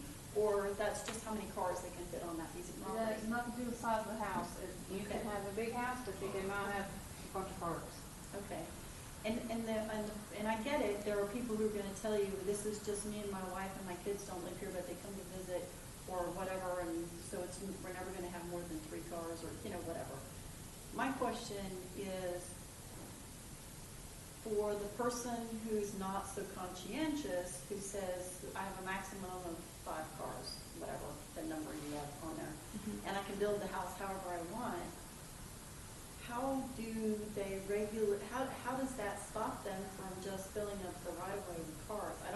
I'm not fully understanding. We don't have a transportation system. We have, essentially, you would have to have enforcement, and that's the part that we have to, if everybody agrees that that's the road we want to go down, and there are many reasons why it's a good idea. Yeah, I don't see how it's gonna There's work. other reasons, well, okay, hear me out, I mean, there's other reasons why it's gonna work, because the sheriff's gonna have to be involved, we're probably gonna have to have some kind of enforcement arm taken in. I would think that something. if you require a minimum, per the square footage of the house, you require a minimum so many parking places per square foot. Okay, let me tell you what's wrong with that. Then that's gonna limit the size of the house to Okay, what that's you what's want. happening in Grayton. How's But Grayton no, working we out? thought it would, but it didn't.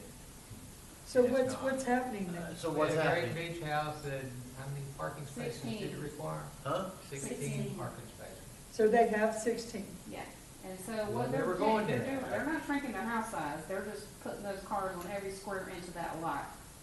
And So that doesn't. Well, I mean- you make rules so they can't use all the lot for parking Well, too. then what's the difference between that and saying they got a maximum number of parking You know, spaces? this would all be solved if weekly rentals counted as commercial. Well, that is part You of. know, if we could Lisa, just get the Now, state of okay, Florida to recognize that. That is part of this discussion. If we say that you have a maximum parking space allotment, you have to come in as a different land use. You're not coming in as single family. It's a different definition in our code. Well, I mean, today, our neighborhood has a neighborhood plan that says no commercial use.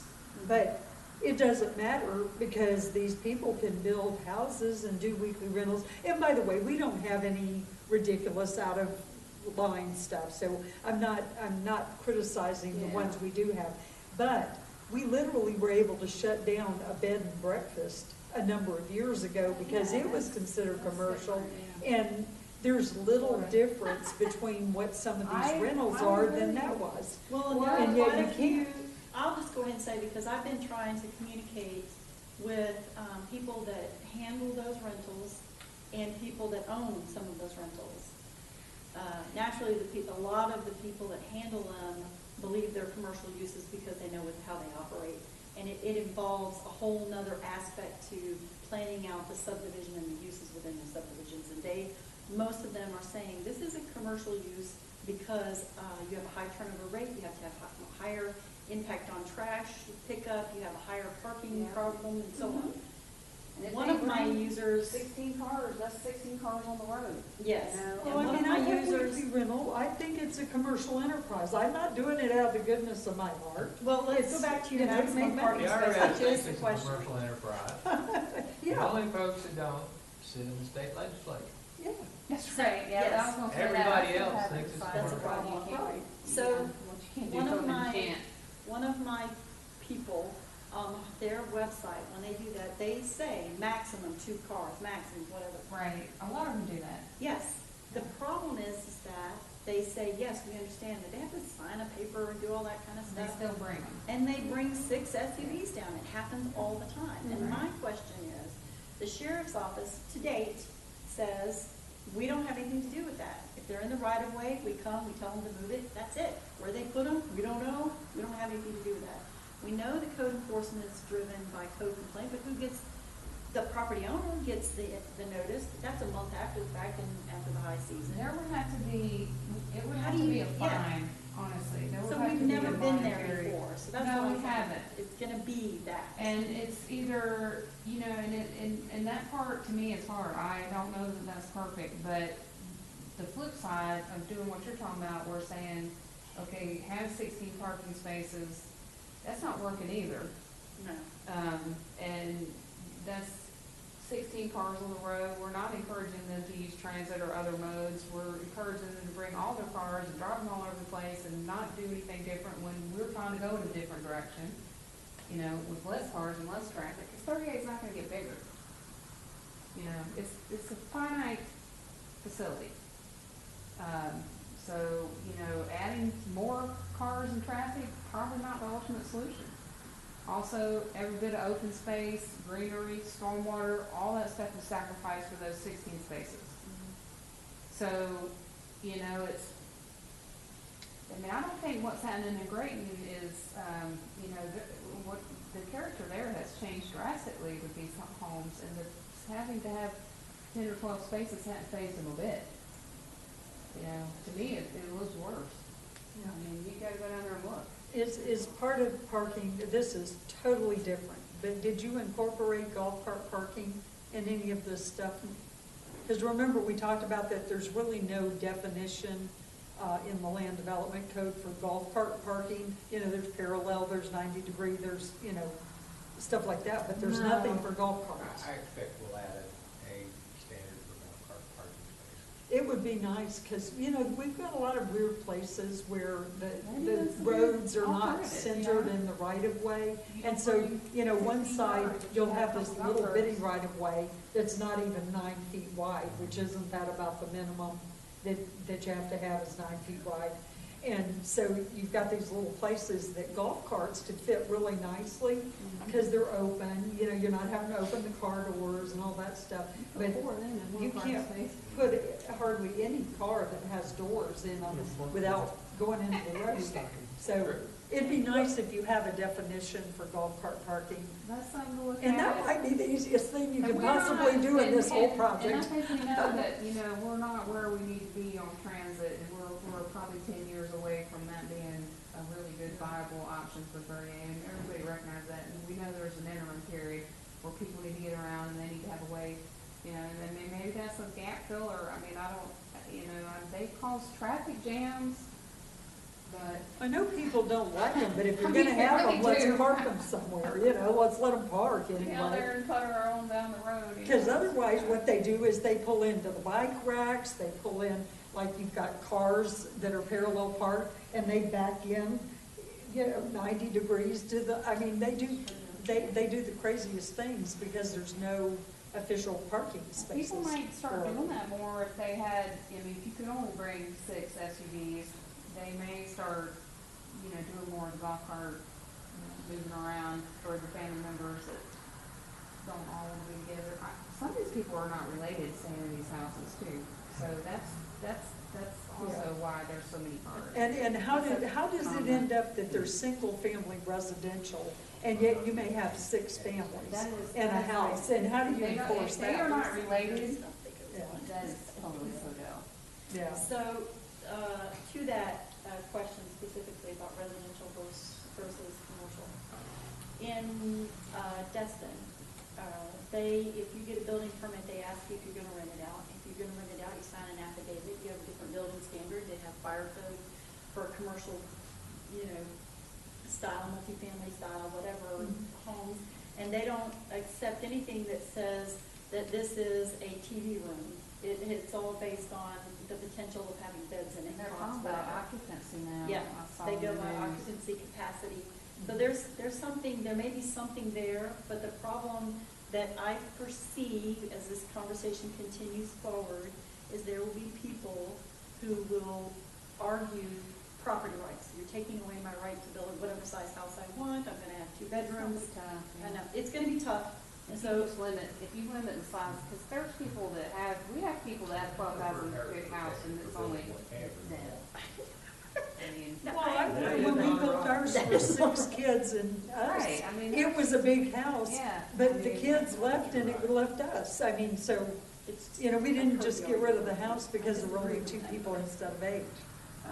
Right, absolutely, I mean, Yeah. that gets really, I mean, you know, but if we did the max parking, we would have to say that these are, like what Dustin was saying, these are short-term rental units, they're not single-family units, and they probably would have different life safety requirements because of that. And Fire that's one of the sprinklers. things- That's also one Yeah. of the bad things that's happened with the using the veterans for parking, is that they lie to us, and they say it's not a veteran, it's something else. that's why the And then it segmentation doesn't have the is egress and the things that the building code would require to safely get those people out of that building should there be an emergency. So, we'd rather them be honest on their construction plans and have proper life safety installation, you know, I mean, that's the other thing that I mean, and they do that, I mean, they say it's dog's room, it's whatever, you know. Oh, yeah. And then when we leave, they put us a unit in there, but there's no walk-in closet window, with like, you beds. know, you require Bunk us beds to for be dogs. there. in particular, one house that I have had the occasion to have to deal with was a simple house plan. It was a 5-bedroom house. Again, it sleeps a lot. And when we drove down the road, it has 3 parking spaces, 2 underneath the house, 2 on the left, 1 on the right, and there were 7 SUVs. You had to park down the road and walk between them to get out, to go where we had to go. You really need to quit beating up on the SUV people, I'm one of them. I don't care about driving this. I Well, get it, but- I'll speak to, so I will speak to that. In Seacrest Beach was originally planned, and the parking that was planned for that subdivision, based on the parking study, 75% of it was supposed to be Yugos, okay? Right, Compact cars. right, yeah. Not You Yugo put in 2 of particular, those in but you the know, the suburban- Chevette-sized car, The one in the because suburban trunk. because everybody was gonna come with a little tiny car, and they were gonna go around with a little tiny car. And everybody is supposed to, under that plan, park in their 2-car garage in their house. Now, I dare any one of you to find a house in Seacrest Beach where the garage isn't filled with pool toys and somebody's old bed from when they used to stay there, now they rent it. And if and it's a they- rental, it absolutely is filled with toys. And the SUVs are parked in the flower bed, there's on the side of the house would be an outdoor shower, and there's a patio, they're parked on the patio, and they're parked in the road, and they have that It's many. bad when they get in the road, I mean, that's what's causing the neighbors, I mean, people can't get in and out of their, you know. It's bad when a Such a kid, difference. it's bad when a 5-year-old is scooting around on a scooter and can't get between the houses because an SU house on the side.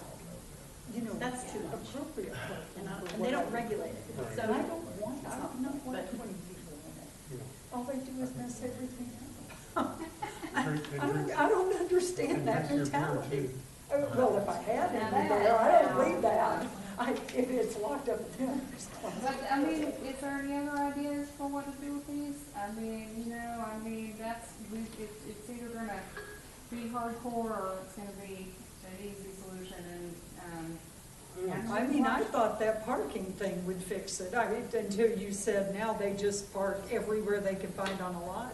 But I guess people don't, I don't understand the mentality of just wanting to cram people in, because to me, it's, you know, being able to have some landscaping, it's being able to have appropriate parking. I don't want more people in my house than what it can really handle effectively, because it just ends up with a bunch of damage.